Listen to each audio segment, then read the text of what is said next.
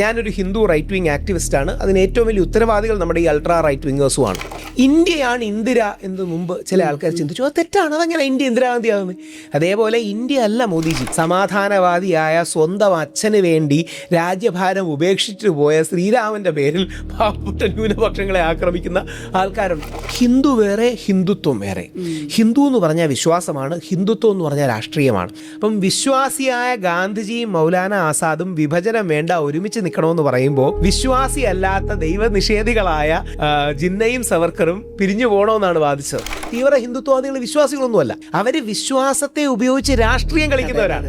ഒരേ ഗീത വായിച്ച ഗാന്ധിജി രാഷ്ട്രപിതാവും ഈ ലോകത്തിന്റെ സമാധാനത്തിന്റെ പ്രവാചകനും, അതേ ഗീത വായിച്ച ഗോഡ്സെ തീവ്രവാദിയും അല്ലെങ്കിൽ ഗാന്ധിജിയെ കൊന്ന ആളുമായി. ദൈവത്തെ ഓർത്ത് ഇത് കേൾക്കുന്നവർക്ക് ലോകത്തിലൊരൊറ്റ യൂണിവേഴ്സിറ്റിയിൽ മാത്രമേ നിങ്ങൾ പഠിച്ചുകൂടാത്തുള്ളൂ. അത് വാട്സപ്പ് യൂണിവേഴ്സിറ്റിയാണ്. അവരെക്കാൾ കൂടുതൽ കോക്രോച്ച് ജനതാ പാർട്ടിക്ക് ഒരാഴ്ചയ്ക്കുള്ളിൽ ഫോളോവേഴ്സ് വന്നെങ്കിൽ ഈ രാജ്യത്തിന്റെ യുവാക്കൾക്ക് ഫ്രസ്ട്രേഷൻ ഉണ്ടെന്നുള്ള സത്യമല്ലേ? ഡൽഹിയിലടക്കം നടക്കുന്ന പ്രൊട്ടസ്റ്റുകൾ, രാജ്യത്തിന്റെ പല ഭാഗം നടക്കുന്ന പ്രൊട്ടസ്റ്റുകൾ, ഫിയറിന്റെ ക്ലൈമറ്റ് കുറെ മാറ്റി. പ്രധാനമന്ത്രി നരേന്ദ്രമോദിജിയോ ശ്രീ അമിത്ഷായോ ഒന്നും വിമർശിക്കാൻ പലപ്പോഴും പറ്റുന്നില്ല. ചെയ്താൽ ഈ സോഷ്യൽ മീഡിയയിലൊക്കെ ED, NIA, CBI, പോലീസുകാർ പെൺകുട്ടികളെ ബോധപൂർവം ലാത്തി വെച്ച് അവരുടെ പുറകുഭാഗത്ത് അടിക്കുക, എന്നിട്ട് പരസ്പരം നോക്കി ചിരിക്കുക. ഇന്ത്യയിൽ ഓരോ 4.5 മിനിറ്റിലും ഒരു പുരുഷൻ ആത്മഹത്യയാണ്. ഓരോ 11 മിനിറ്റിലുമാണ് സ്ത്രീ ആത്മഹത്യ ചെയ്യുന്നത്. ദീപക് എന്ന് പറഞ്ഞൊരു പയ്യൻ ആത്മഹത്യ ചെയ്തു. എത്രയോ കള്ളക്കേസുകൾ. 13 വയസ്സുകാരിയായ ഒരു പെൺകുട്ടി 10 പേർക്കെതിരെ വ്യാജ പരാതി നൽകി. അങ്ങനെ ആരുടെയെങ്കിലും ഒരാളുടെ വ്യാജ പരാതിയിൽ തീരേണ്ടതാണോ നമ്മുടെ ജീവിതങ്ങൾ? ലൂസിഫർ എന്ന സിനിമയിൽ നമ്മുടെ ലാലേട്ടനായ സ്റ്റീഫൻ നെടുമ്പള്ളിയായ അബ്രാം ഖുറേഷി അബ്രാം പോലും ജയിലിൽ കിടക്കേണ്ടി വരുന്ന ഒരു വ്യാജ പരാതിയിലാണ്. ഒരു നിമിഷമെങ്കിലും ഗ്രീഷ്മയ്ക്ക് ക്യാപിറ്റൽ പണിഷ്മെന്റ് കേൾക്കുമ്പോൾ അവളുടെ കണ്ണിൽ ഒരു ഇരുട്ട് കയറുമല്ലോ. കൗൺസിലിംഗ് എന്ന വാക്ക് പലപ്പോഴും കേൾക്കുമ്പോൾ ചില ആൾക്കാർക്ക് ഒരു ടേൺ ഓഫ് ഉണ്ടാകും. ഞങ്ങൾക്ക് എന്തോ പ്രശ്നമുള്ളതുകൊണ്ടാണ്. 94 to 95% of the students lose 4 to 5 years of their life due to wrong choice of course, career and college. പ്രയോഗം ഉണ്ടെങ്കിൽ മറ്റവൻ്റെ ബാഗിൽ മറ്റവൻ്റെ ബാഗിൽ മുട്ടയിട്ടാൽ മുട്ടയ്ക്ക് എന്തറിയാം?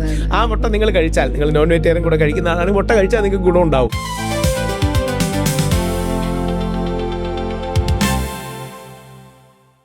AM മൈൻഡിൻ്റെ ഇന്നത്തെ എപ്പിസോഡിലേക്ക് ഏവർക്കും സ്വാഗതം. ഇന്ന് നമ്മളോടൊപ്പം ഉള്ളത് രാഹുൽ ഈശ്വറാണ്. വെൽക്കം രാഹുൽ.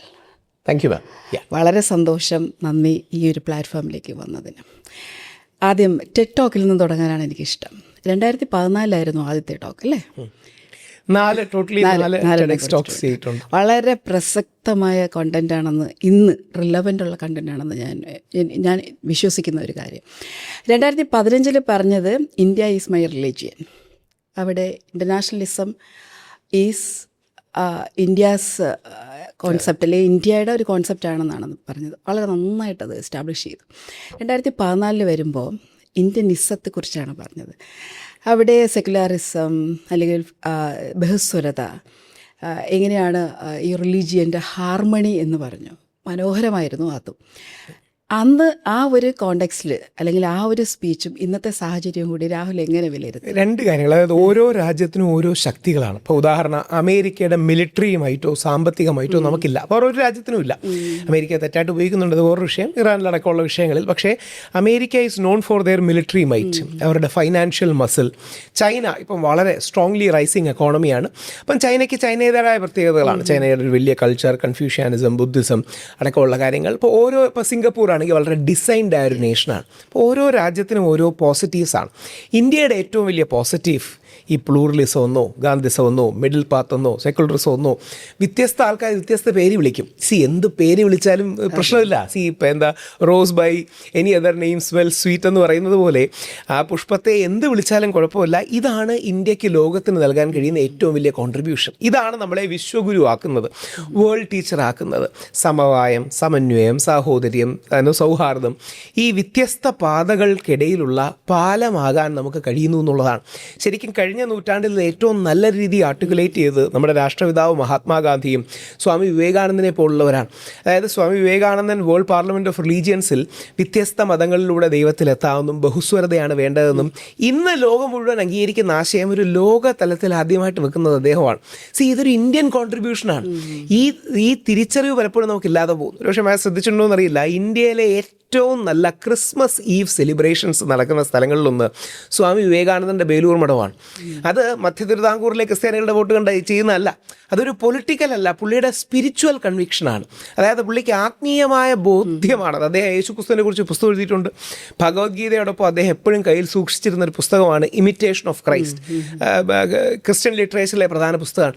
ഇതൊരു ആഴമേറിയ കൺവിക്ഷനാണ്. അടുത്തൊരു കൗതുകം കൂടിയുണ്ട്, അത് കേൾക്കേണ്ടതാണ്, പലരും നമ്മുടെ നാട്ടിൽ അറിയാത്തതാണ്. ഇദ്ദേഹം 1901 കാലിഫോർണിയയിൽ സ്പീച്ച് നടത്തുകയാണ്. അപ്പോൾ അവിടെ ഒരാൾ എണീച്ച് നിന്ന് ഇന്നത്തെ ഇസ്ലാമോഫോബിയ പോലെ അന്നത്തെ ഇസ്ലാമോഫോബിയയിലെ ഒരാൾ ഈ ഇസ്ലാം മതത്തിൽ ചില ഒരുപാട് തെറ്റിദ്ധാരണകൾ, തെറ്റിദ്ധാരണ വരുന്ന പല കാര്യങ്ങളും ഹെയ്റ്റ് മോങ്കറിങ് ആയിട്ട് പറഞ്ഞു. വിവേകാനന്ദൻ അവിടെ വെച്ച്, അതായത് കേൾക്കാൻ ഒരു മുസ്ലിം ഇല്ല, കേൾക്കാൻ ഒരു ചിലപ്പോൾ 1-2 ഹിന്ദുക്കൾ കാണും, കൂടുതലും ക്രിസ്ത്യാനികളും ജൂതന്മാരും ഇരിക്കുന്ന അവിടെ സ്റ്റേജാണ്. വിവേകാനന്ദൻ അവിടെ പറയുന്നുണ്ട്, നിങ്ങൾ ഇസ്ലാമിനെ പഠിക്കാത്തതുകൊണ്ടാണ് ഇത് പറയുന്നത്, ഞാൻ കുറച്ചൊക്കെ എല്ലാ മതങ്ങളെയും പഠിച്ചിട്ടുണ്ട്. അപ്പോൾ യഥാർത്ഥത്തിൽ പോസിറ്റീവായ ഈ അപ്രോച്ചിനെ നിങ്ങൾ നെഗറ്റീവായി മനസ്സിലാക്കുന്നത് നിങ്ങളുടെ മനസ്സിൽ ദേഷ്യമുള്ളതുകൊണ്ടാണെന്ന്. അതായത് ഇത് പറയേണ്ട ഒരു കാര്യവും പുള്ളിക്കില്ല. കാര്യം പുള്ളിയെ കൊണ്ടുപോകുന്ന ഓഡിയൻസോ പുള്ളിയെ കേൾക്കുന്ന ഓഡിയൻസോ എല്ലാം ഒരുപക്ഷെ മുസ്ലിങ്ങളല്ല, ബാക്കി ഇന്ത്യയുടെ പശ്ചാത്തലം അറിയുന്നവരല്ല. പക്ഷേ അതൊരു ആത്മീയ നന്മയാണ്. എന്നിട്ട് അദ്ദേഹം 4 മഹാന്മാരെയാണ് ലോക ചരിത്രത്തിൽ വരച്ച് കാണുന്നത്. വേൾഡ് ഗുരുസ്, നമ്മൾ വേൾഡ് ടീച്ചേഴ്സ് എന്നൊക്കെ പറയുന്ന പോലെ 4 ലോക ഗുരുക്കന്മാർ: ശ്രീകൃഷ്ണൻ, ബുദ്ധൻ, യേശുക്രിസ്തു, പ്രവാചകൻ മുഹമ്മദ് നബി സല്ലല്ലാഹു അലൈഹി വസല്ലം. ഇതൊരു വലിയ കാര്യമാണ്.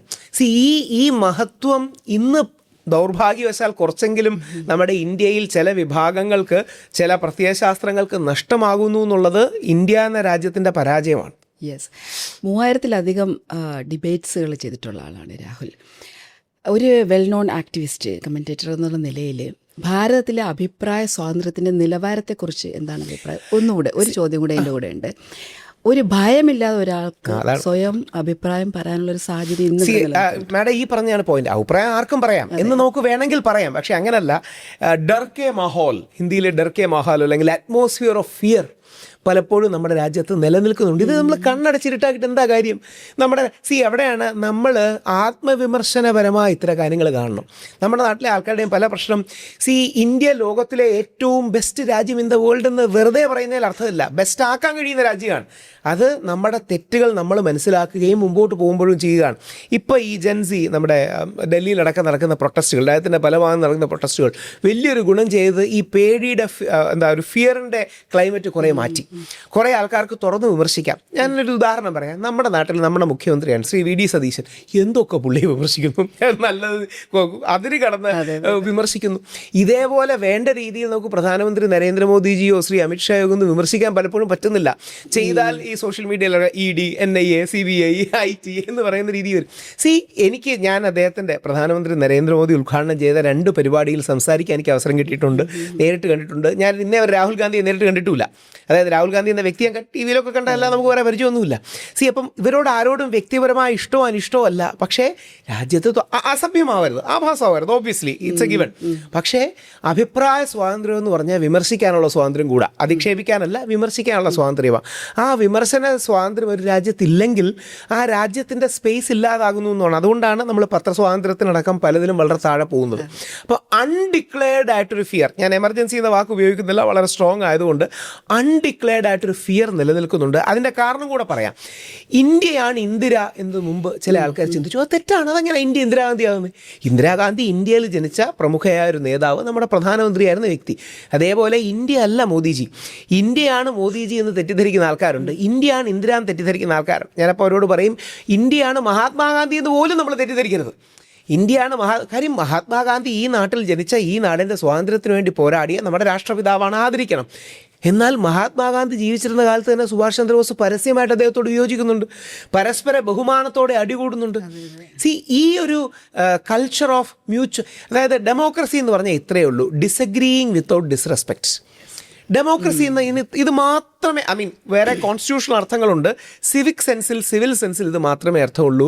ഡിസഗ്രീയിങ് വിത്തൗട്ട് ഡിസ്റെസ്പെക്റ്റ്, വിയോജിപ്പ് പരസ്പര ബഹുമാനത്തോടെ, അല്ലെങ്കിൽ പരസ്പര ബഹുമാനക്കുറവില്ലാതെയുള്ള വിയോജിപ്പ്, ഇത് ഇന്ത്യയിൽ കുറയുന്നുണ്ട്. അതിൻ്റെ ഏറ്റവും പ്രധാന ഉത്തരവാദികളൊന്നും സോഷ്യൽ മീഡിയയാണ്. ഞാനൊരു ഹിന്ദു റൈറ്റ് വിങ് ആക്ടിവിസ്റ്റാണ്. അതിന് ഏറ്റവും വലിയ ഉത്തരവാദികൾ നമ്മുടെ ഈ അൾട്രാ റൈറ്റ് വിങ്ങേഴ്സുമാണ്. അത് പറഞ്ഞു തന്നെ പോകണം. ഈ തീവ്ര വലതുപക്ഷം തന്നെയാണ് അതിൻ്റെ ഒരു പ്രധാന കാരണം.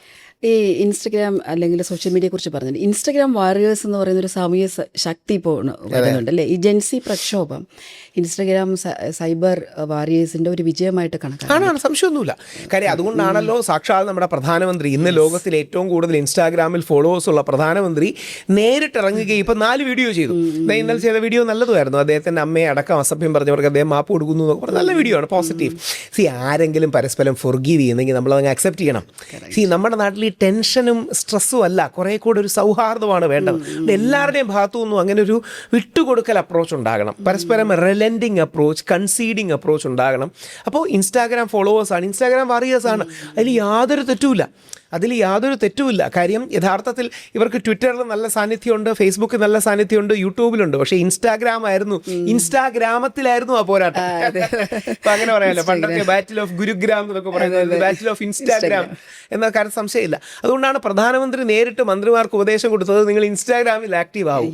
കാര്യം ആ ഇൻസ്റ്റാഗ്രാം തലമുറയാണ്. ഫേസ്ബുക്ക് ഉപയോഗിക്കുന്ന ഒരു ഏജ് ഡെമോഗ്രഫിക്സ് കുറച്ചുകൂടെ സീനിയേഴ്സ് ആണെങ്കിൽ ഇത് ഇൻസ്റ്റാഗ്രാമിലെ ഫൈറ്റാണ്. അവർ ചെറിയ റീലുകളിലൂടെയും മറ്റും കമ്മ്യൂണിക്കേറ്റ് ചെയ്യുന്നു. അവർ ഒരുപാട് സത്യങ്ങൾ, മുഖ്യധാരാ മാധ്യമങ്ങൾ പേടിച്ചു കൊണ്ടുവരാത്ത സത്യങ്ങൾ ഇൻസ്റ്റാഗ്രാമിൽ ഒരു കൊണ്ടുവന്നു. ഉദാഹരണം, പോലീസുകാർ പെൺകുട്ടികളെ ബോധപൂർവം ലാത്തി വെച്ച് അവരുടെ പുറകുഭാഗത്ത് അടിക്കുക, എന്നിട്ട് പരസ്പരം നോക്കി ചിരിക്കുക. ഇതൊക്കെ ആര് കൊണ്ടുവന്നു? ഇൻസ്റ്റാഗ്രാം അടക്കമുള്ളവരാണ് കൊണ്ടുവന്നത്. അപ്പോൾ ഒരു സോഷ്യൽ മീഡിയ, ഡിജിറ്റൽ മീഡിയ വാറിൽ ഇത് ജെൻസി മുമ്പോട്ട് വെച്ചാണ്. ഞാൻ പഞ്ചാബിൽ പോയി കണ്ടിരുന്നു, ഡൽഹി പോയി കണ്ടിരുന്നു. നമ്മുടെ രാജ്യത്തിലെ യുവത്വം പോരാടുമ്പോഴേ അവർ ജയിക്കട്ടെ എന്നേ. നമ്മളോട് നമ്മുടെ അനിയന്മാരുടെയോ കുഞ്ഞനിയന്മാരുടെയോ തലമുറ പോരാടുമ്പോൾ ഇനി നമുക്ക് അവരുടെ ചില അഭിപ്രായത്തോട് വ്യത്യാസം ഉണ്ടെന്ന് തന്നെ ഇരിക്കട്ടെ, എന്നാലും അവർ ജയിക്കട്ടെ എന്ന് വിചാരിക്കണം. അപ്പം ആ ഒരു പോസിറ്റിവിറ്റിയിൽ കാര്യങ്ങൾ പോകണം. അതുകൊണ്ട് ഇവർ ഇൻസ്റ്റാഗ്രാം വാർ തന്നെയായിരുന്നു. ആ ഇൻസ്റ്റാഗ്രാം വാറിലാണ് ജെൻസി ജയിച്ചത്.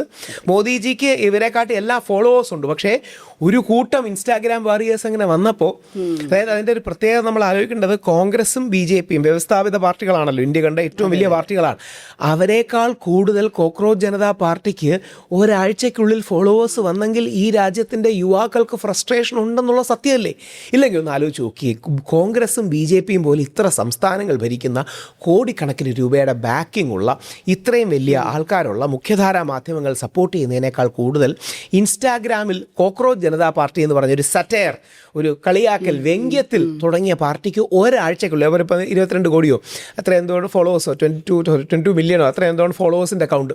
അപ്പോൾ അവരെ കാട്ടി കൂടിയാൽ നമ്മളതിനെ അംഗീകരിച്ച് പോകണമെന്നുള്ളതാണ് എൻ്റെ അഭിപ്രായം.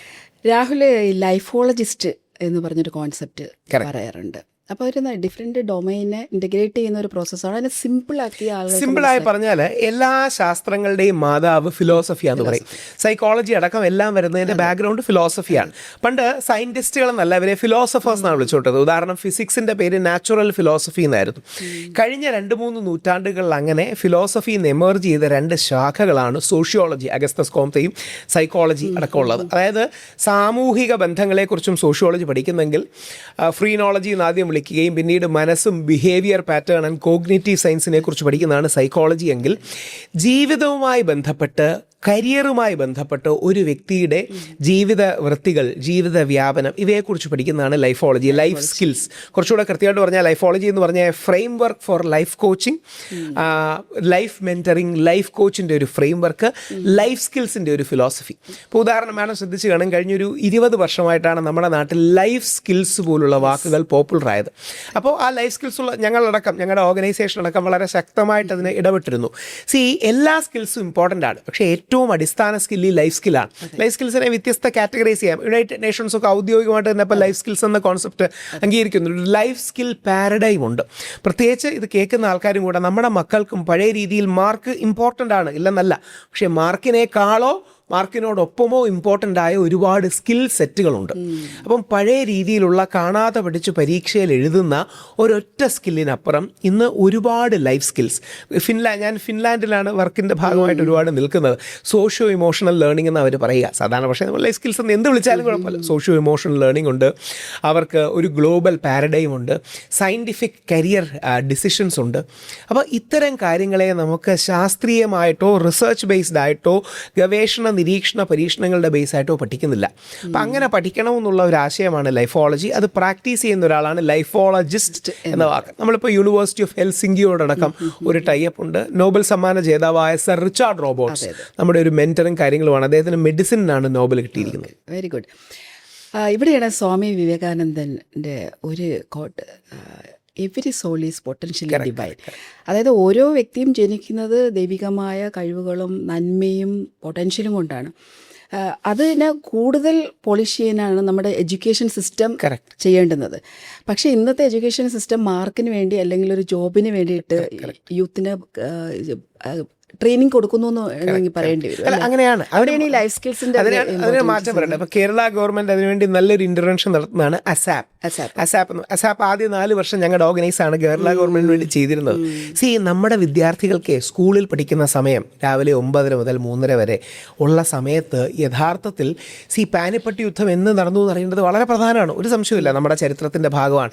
അല്ലെങ്കിൽ പഴയ ഏതെങ്കിലും ഹിസ്റ്ററിയും ബെൻസീനും ഓർഗാനിക് കെമിസ്ട്രിയും അറിയേണ്ടത് ഇമ്പോർട്ടൻ്റ് ആണ്. ലോകരിതം ഒരു പരിധി വരെയെങ്കിലും അറിയേണ്ട ഇമ്പോർട്ടൻ്റ് ആണ്. പക്ഷേ അതോടൊപ്പം അവരുടെ ക്യാരക്ടറിനെ ഇമ്പ്രൂവ് ചെയ്യുന്ന, ലൈഫിനെ ഇമ്പ്രൂവ് ചെയ്യുന്ന, റിലേഷൻസിനെ ഇമ്പ്രൂവ് ചെയ്യുന്ന, സെൽഫ് അവെയർനെസ്സിനെ ഇമ്പ്രൂവ് ചെയ്യുന്ന, സെക്സ് എഡ്യൂക്കേഷൻ അടക്കമുള്ള കാര്യങ്ങൾ, റിലേഷൻഷിപ്പ് എഡ്യൂക്കേഷൻ, ഇത്തരം കാര്യങ്ങളിലൊരു ബേസ് വേണം. ഞാൻ അങ്ങനെ ഒരു പക്ഷേ മാഡത്തിന് അടക്കമുള്ള മേഖലകളിൽ ചെയ്യേണ്ട നിർബന്ധപൂർവ്വം നമ്മുടെ യുവാക്കളും യുവതികളും പ്രത്യേകിച്ച് ഒരു പ്രായപൂർത്തിയായവർ വായിച്ചിരിക്കേണ്ടതോ ട്രെയിൻ ചെയ്യപ്പെടേണ്ട പുസ്തകമാണ് men are from Mars, women are from Venus, doctor John Gray. അദ്ദേഹം ഞങ്ങൾക്ക് സെഷൻ എടുത്തിട്ടുണ്ട്, അദ്ദേഹം ലൈവായിട്ട് വന്ന് സെഷൻ എടുത്തിട്ടുണ്ട്. One of the best speakers have scene.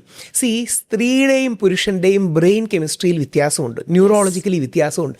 ഇത് അവർക്ക് ശാസ്ത്രീയമായി പോയിന്റ് ഔട്ട് ചെയ്യുക. അതോടൊപ്പം നമ്മുടെ ലെഫ്റ്റ് ലിബറൽസ് പറയുന്ന കാര്യം കൃത്യമായി കൂടെ പറയുക, സ്ത്രീ പുരുഷനെ കാട്ടി മെച്ചമല്ല, പുരുഷൻ സ്ത്രീയെ കാട്ടി മെച്ചമല്ല, രണ്ടുപേരും ഡിഫറെൻ്റ് ആൻഡ് യുണീക്കാണ്. ഇവർ തമ്മിലൊരു കോംപ്ലിമെൻറ്റാരിറ്റി വേണം. ഇത് പറഞ്ഞു കൊടുത്ത് തന്നെ നമുക്ക് ചെയ്യാൻ കഴിയണം. അതോടൊപ്പം ചെറിയ പ്രായത്തിൽ good touch, bad touch, consent എന്താണ്, respect for each other gender. ഇതൊന്നും അറിഞ്ഞില്ലെങ്കിൽ ഒരുപാട് പരാജയങ്ങളിലൂടെ ആയിരിക്കും ആൾക്കാർ വരിക. ഇത് അവർക്ക് ആരെങ്കിലും പോയിൻ്റ് ഔട്ട് ചെയ്യാതെ മുമ്പോട്ട് പോകാൻ കഴിയില്ല. അതുകൊണ്ടാണ് നിർബന്ധമായി എൻ്റെ പ്രാക്ടിക്കൽ ആപ്ലിക്കേഷൻ കല്യാണം കഴിക്കുന്നതിന് മുമ്പോ റിലേഷൻഷിപ്പിലേക്ക് പോകുന്നതിന് മുമ്പോ നിർബന്ധമായി പ്രീ മാരിറ്റൽ എഡ്യൂക്കേഷൻ, വിവാഹപൂർവ്വ വിദ്യാഭ്യാസം. നമ്മുടെ ക്രിസ്ത്യൻ സഭകളാണ് അത് ഏറ്റവും നന്നായി ചെയ്യുന്നത്. കഴിഞ്ഞ 10-30 വർഷം ചെയ്യുന്നുണ്ട്. ഹിന്ദു മുസ്ലിം കമ്മ്യൂണിറ്റീസ് അതിലേക്ക് വരുന്നേ ഉള്ളൂ. ഇപ്പോൾ NSS, SNDP, വ്യത്യസ്ത മുസ്ലിം ഓർഗനൈസേഷൻസ് അത് ചെയ്യുന്നുണ്ട്. പക്ഷേ കുറച്ചുകൂടെ നല്ലതാക്കണം. ഇതൊരാളുടെ ലൈഫിനെ ഇമ്പ്രൂവ് ചെയ്യും. ഇനി മാഡം ശ്രദ്ധിച്ചിട്ടുണ്ടോയെന്ന് അറിയില്ല, career decisions. 94 to 95% of the students lose 4 to 5 years of their life due to wrong choice of course, career and college. 90%, 95% വിദ്യാർത്ഥികൾക്ക് അവരുടെ ലൈഫിൻ്റെ 4-5 വർഷം തെറ്റായ കോളേജ്, തെറ്റായ കരിയർ, തെറ്റായ കോഴ്സ് എടുത്ത് കാരണം നഷ്ടമാകുന്നുണ്ട്. അപ്പോൾ എന്ത് ചെയ്യണം? ഒരു സൈക്കോമെട്രിക്സ് ബേസ്, അവരുടെ മനഃശാസ്ത്ര പ്രത്യേകതകളെ ബേസ് ചെയ്ത് ഒരു അത്യാവശ്യം നല്ല ആക്യുറസിയോടുകൂടി ഇവർക്ക് 2-3 തീരുമാനങ്ങളിലേക്ക് കൊണ്ടുവരണം. ഇത്തരം കാര്യങ്ങളാണ് നമ്മുടെ നാട്ടിൽ ഘടനാപരമായി കൊണ്ടുവരേണ്ട കാര്യങ്ങൾ. അത്തരം കാര്യങ്ങൾ നമുക്ക് ഫോക്കസ് ഉണ്ടാകുന്നില്ല. അതായത് ലൈഫിൻ്റെ 90% ഡിപ്പെൻഡ്സ് ഓൺ 2 ഡിസിഷൻസ്. നിങ്ങളുടെ കരിയർ, നിങ്ങളുടെ കല്യാണം. നമ്മുടെ ലൈഫിൻ്റെ വരുമാനം, സന്തോഷം, പീസ്, ഈ കാര്യങ്ങളെല്ലാം 2 ഡിസിഷൻസിലാണ്. ഒന്ന് കല്യാണം, അല്ലെങ്കിൽ ഒന്ന് കരിയർ, 2 കല്യാണം. ഈ 2 കാര്യങ്ങളും കുറേ കൂടെ ശാസ്ത്രീയമായി ഡേറ്റ ഡ്രിവണായി നമുക്ക് കൊണ്ടുപോകാൻ കഴിയണം. ഇതാണ് കേട്ടോണ്ടിരിക്കുന്ന പേരൻസ് വരും തലമുറയ്ക്ക് വേണ്ടി എങ്കിലും ചെയ്യേണ്ട കാര്യം. ഇത് എന്തുകൊണ്ടാണ് ഞാൻ പറയുന്നതെന്ന് പറഞ്ഞാൽ, CBSEക്ക് വേണ്ടി, കേന്ദ്ര ഗവൺമെൻറ് CBSEക്ക് വേണ്ടി ഇന്ത്യയിൽ മുഴുവൻ സെഷൻസ് എടുക്കാൻ പോകാറുണ്ട്. ഇത് പൂർണ്ണമായും തെറ്റിപ്പോയ ഒരു വ്യക്തിയാണ് ഞാൻ. കാര്യം എൻ്റെ ഡിഗ്രി എക്കണോമിക്സ് ആയിരുന്നു. എനിക്ക് യാതൊരു താല്പര്യമില്ലാത്ത വിഷയമായിരുന്നു. അപ്പോൾ എൻ്റെ അമ്മ, ഞങ്ങളുടെ ഒരു അങ്കിളുണ്ട്, പുള്ളി IAS-കാരനായിരുന്നു. ഇങ്ങനെ IAS-കാരനായി ഞങ്ങളെ വീട്ടിൽ ആഹാരം കഴിക്കാൻ വന്നതാണ്. അമ്മ ചോദിച്ചു, ചേട്ടാ എന്ത് ചെയ്യണമെന്ന്. അപ്പോൾ എൻ്റെ ഫാദർ ചെറിയ പ്രായത്തിൽ മരിച്ചു പോയതാണ്. അപ്പോൾ ആരുടെയെങ്കിലും ഒരു ഉപദേശം എടുക്കാമെന്ന് പറഞ്ഞ് അമ്മ ചോദിച്ചതാണ്. പുള്ളി എന്നെ പോലും നോക്കാതെ പുള്ളി കഴിച്ചുകൊണ്ടിരിക്കുമ്പോൾ പറയണം എക്കണോമിക്സ് നല്ല വിഷയമാണ്. എക്കണോമിക്സ് ഒരു ഉഗ്രം വിഷയമാണ്. പക്ഷേ I am not suited for economics. Economics is not suited for me. ഈ തിരിച്ചറിവ് ഉണ്ടാകാൻ എനിക്കൊരു 20 വർഷം എടുത്തു. ഇപ്പം നാട്ടുകാരിപ്പോൾ എന്നെ കുറച്ചെങ്കിലും അറിയുന്ന തർക്കം അടക്കം റിലേറ്റ് കാര്യമാണ്. ഞാൻ എന്നിട്ട് ആദ്യ മകൻ ഉണ്ടായതിനു ശേഷം തിരുവനന്തപുരം ലോ അക്കാഡമി പോയി കോഴ്സ് ചെയ്ത് നിയമം പഠിച്ച് എൻറോൾ ചെയ്തു. എനിക്ക് നഷ്ടമായത് 20 വർഷമാണ്, അല്ലെങ്കിൽ 21 വർഷമാണ്. ഇത് നമ്മുടെ വരും തലമുറയ്ക്ക് നഷ്ടമാകരുത്. ഇത്രയേ ഉള്ളൂ. തീർച്ചയായിട്ടും അതെനിക്ക് റെസോണേറ്റ് ചെയ്യാൻ പറ്റും. ഞാനും ഒരു എക്കണോമിസ്റ്റ് ബിരുദാനന്തര ബിരുദം കഴിഞ്ഞതിന് ശേഷമാണ് സൈക്കോളജി പിന്നെ ആദ്യം മുതൽ പഠിച്ചതെന്നുള്ളതാണ്. അങ്ങനെ സൈക്കോളജി ഓറിയന്റേഷനുള്ള എക്കണോമിക്സ് ഒരു താല്പര്യം കാണില്ല, പ്രത്യേകിച്ച് തന്നെ നമ്പേഴ്സ് ക്വാണ്ടിറ്റി ഒരു താല്പര്യം കാണില്ല. നേരെ തിരിച്ച് ആ പ്രായത്തിലേ ഒന്നെങ്കിൽ BBA ആകാം, സൈക്കോളജി ആകാം, സോഷ്യോളജി ആകാം, ഹ്യൂമാനിറ്റീസ് എന്ന ബ്രോഡ് പാരഡൈമിൽ ആൾക്കാരുമായി ബന്ധപ്പെട്ട കാര്യം കൂടെ ചെയ്തിരുന്നെങ്കിൽ നന്നായിരുന്നു. ഇത് എന്തുകൊണ്ടാണ് നമുക്ക് പറ്റാത്തത്? നമ്മുടെ പേരൻസിന്റെ കയ്യിൽ ഡേറ്റ ഇല്ല. ഏതെങ്കിലും ഒരു തീരുമാനം എടുക്കാൻ ഡേറ്റ വേണമല്ലോ. അപ്പോഴാണ് മറ്റുള്ളവരുടെ decision, peer pressure, social influence. ഇങ്ങനെയാണ് എഞ്ചിനീയറിംഗിന് പലരും പോകുന്നത്, ഇങ്ങനെയാണ് ഡോക്ടർ ആവാൻ പലരും പോകുന്നത്. അപ്പോൾ ഇത് കാരണം എന്ത് പറ്റുന്നു? ലൈഫിൻ്റെ ഏറ്റവും നല്ല പ്രൊഡക്റ്റീവ് ഇയേഴ്സ് ആ ഭാഗത്ത് നമ്മൾ വീക്കാവുന്നു, വർഷങ്ങൾ നഷ്ടപ്പെടുന്നു. നമുക്ക് ഹെഡ് സ്റ്റാർട്ട് കിട്ടേണ്ടടുത്ത് നമ്മൾ 4 വർഷം പിന്നിലോട്ടായി പോകുന്നു. അപ്പോൾ ഇതൊരു വലിയ ഇഷ്യൂ. ഞങ്ങൾ സോൾവ് ചെയ്യുന്ന ഒരു ഇഷ്യൂ അതാണ്. ലൈഫോളജി അടക്കം ചെയ്യുന്ന ഒരു ഇഷ്യൂ സയൻറ്റിഫിക് കരിയർ മാനേജ്മെന്റ് എന്ന് പറയുന്ന കാര്യം. ഞങ്ങൾക്കൊരു ഗിന്നസ് റെക്കോർഡും ഉണ്ട്, വേൾഡിലെ ലാർജസ്റ്റ് കരിയർ അസസ്മെന്റ് ടെസ്റ്റ്. അപ്പം ഇത്തരം സീരിയസ് ആയ കാര്യങ്ങളും കൂടി നമ്മുടെ പൊതുസമൂഹം ചർച്ച ചെയ്യണം. തീർച്ചയായിട്ടും. രാഹുൽ പല സന്ദർഭങ്ങളിലും വ്യത്യസ്തമായ ഒരു നിലപാടെടുക്കുന്നതായിട്ട് എനിക്ക് തോന്നിയിട്ടുണ്ട്. എല്ലാവർക്കും തോന്നുന്ന ഒരു കാര്യമാണ്. ഒരു സാധാരണ ആൾക്കാർ പോകുന്നതും വ്യത്യസ്തമായി ചിന്തിക്കുക. അതല്ലെങ്കിൽ സോഷ്യൽ മീഡിയ, ഇലക്ട്രോണിക് മീഡിയ ഒരു ഡിബേറ്റിൽ വിളിക്കുമ്പോൾ അവർ എക്സ്പെക്റ്റ് ചെയ്യുന്നതും അതായിരിക്കും. ഒരു ഡിഫൻഡർ ഉണ്ടാകണമല്ലോ. അപ്പോൾ ഇതൊരു സോഷ്യലി വന്ന ഒരു ക്രിയേറ്റ് ചെയ്യപ്പെട്ട ഒരു ഐഡന്റിറ്റി ആണോ അത്, അല്ലെങ്കിൽ ഒരു കോസിന് വേണ്ടി നിലകൊള്ളണം എന്നുള്ളൊരു തീരുമാനത്തിൽ? കോസിന് വേണ്ടി നിലകൊള്ളുന്ന കാര്യത്തിൽ ഞാൻ അങ്ങനെ 2-3 ഉദാഹരണങ്ങൾ പറയാം. ഉദാഹരണം, ശബരിമല സുപ്രീം കോടതി വിധിന്യായം. ഇന്ത്യയിലെ 5 അംഗ സുപ്രീം കോടതി 4-1 എന്ന തീരുമാനത്തിൽ ശബരിമലയിൽ യുവതികളെ കേട്ടണമെന്ന് വന്നു. അന്ന് ഞാനടക്കം വിരലെണ്ണാൻ ആൾക്കാരെ അതിനെ എതിർത്തുള്ളൂ. ഇന്ന് രാജ്യം മുഴുവൻ എതിർക്കുന്നുണ്ട്. അന്ന് ഞങ്ങൾ വിരലെണ്ണായിരുത്തുള്ളൂ. എനിക്ക് ഉറപ്പായിരുന്നു സുപ്രീം കോടതിയുടെ വിധി തെറ്റാണ്. ഇപ്പം എന്ത് ചെയ്യാൻ പറ്റും? സുപ്രീം കോടതിയുടെ വിധി തെറ്റാണ്. ആദ്യം എല്ലാ രാഷ്ട്രീയ പാർട്ടികളും ഞങ്ങൾക്കെതിരായിരുന്നു. പക്ഷേ ഞാനടക്കമുള്ള ധാരാളം ആൾക്കാർ, ഇതിൽ ആദ്യം അറസ്റ്റ് ചെയ്യപ്പെട്ട എൻ്റെ മുത്തശ്ശിയാണ്, പിന്നീട് എൻ്റെ അമ്മയാണ്, പിന്നീട് ഞാനാണ്, പ്രയർ ഗോപാലകൃഷ്ണൻ സാർ ഞാനുമാണ്. അങ്ങനെ വിശ്വാസികൾ ഉണർന്നെണീച്ച് ഫൈറ്റ് ചെയ്തതാണ്. നമുക്ക് വിജയിക്കാൻ കഴിയും. അപ്പോൾ അതിന് പിന്നിലൊക്കെ ഒരുപാട് കോംപ്ലക്സ് ആയ രാഷ്ട്രീയ കാരണങ്ങളും മറ്റുമുണ്ട്.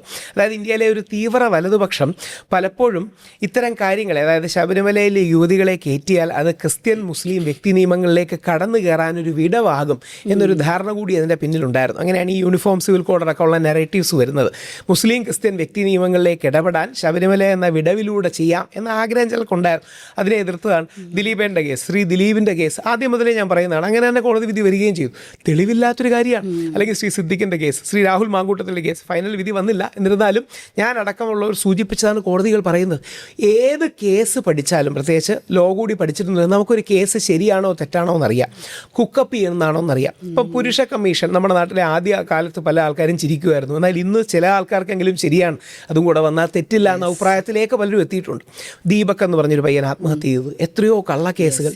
അപ്പം ഇതെല്ലാം നമ്മുടെ സമൂഹത്തിൻ്റെ റിയാലിറ്റിയാണ്. അപ്പം സമൂഹത്തിൻ്റെ മെയിൻ സ്ട്രീം പലപ്പോഴും സോഷ്യലി അക്സെപ്റ്റബിൾ കാര്യങ്ങളാണ് കൂടുതൽ ചെയ്യുന്നത്. നമുക്കെന്നാൽ വേണ്ടത് എത്തിക്കലി അക്സെപ്റ്റബിൾ കാര്യങ്ങളാണ്, ധാർമ്മികമായി സത്യത്തിൻ്റെ ബേസിൽ അക്സെപ്റ്റബിളായ കാര്യങ്ങളാണ്. അത് ചെയ്യുമ്പോഴാണ് സോഷ്യലി അക്സെപ്റ്റബിളിനേക്കാൾ എത്തിക്കലി അക്സെപ്റ്റബിളായ കാര്യം ചെയ്യണമെന്നുള്ളതാണ് എൻ്റെ അഭിപ്രായം. ഒരു പേഴ്സണൽ ക്വസ്റ്റ്യൻ ആണ്. ദീപയുമായിട്ടുള്ള വിവാഹം ലവ് മാരേജ് ആയിരുന്നു? അതെ. ഞങ്ങൾ 16 വർഷമായി. ദീപ ഞാൻ ഫിൻലാൻഡിലാണ് കൂടുതൽ വർക്ക് ചെയ്യുന്നത്, ദീപ ദുബായിലാണ്. ഇപ്പം ഇന്നലെ എനിക്ക് എത്താൻ കഴിയാത്തത് വീട്ടിൽ മകനും 2 മക്കളുണ്ട്. യാഗ് എന്നാണ്, യുഗ് എന്നാണ് പേര്. അപ്പോൾ ദീപയും ട്രെയിനറാണ്. ദീപ മാധ്യമപ്രവർത്തകയായിരുന്നു, ട്രെയിനിങ് ചെയ്യുന്നുണ്ട്. ഇപ്പോൾ ഒരു സക്സസ് ത്രീസിനടക്കമുള്ള കമ്പനീസിൽ വർക്ക് ചെയ്യുന്നുണ്ട്.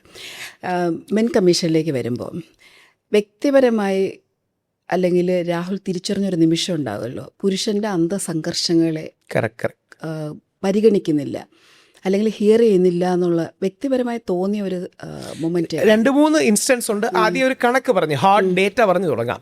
ഇന്ത്യയിൽ ഓരോ 4.5 മിനിറ്റിലും ഒരു പുരുഷൻ ആത്മഹത്യയാണ്, ഓരോ 11 മിനിറ്റിലുമാണ് സ്ത്രീ ആത്മഹത്യ ചെയ്യുന്നത്. രണ്ടും ഒരേപോലെ പ്രധാനമാണ്. ആരാത്മഹത്യ ചെയ്താലും ഒരു സമൂഹത്തിൻ്റെ പരാജയമാണ്. എമിലി ഡുർഖേം ഒക്കെ പറയുന്നത് എങ്ങനെയാണ്, ആത്മഹത്യയെക്കുറിച്ച് ആധികാരികമായി പഠിച്ചവർ അതൊരു സോഷ്യൽ പരാജയമാണ്. ആത്മഹത്യ എന്ന് പറയുന്നത് ഒരു സോഷ്യൽ ഫെയിലിയറാണ്. കാര്യം ഒരാൾ ആത്മഹത്യ ചെയ്യുന്നതിൻ്റെ അർത്ഥം എന്താ?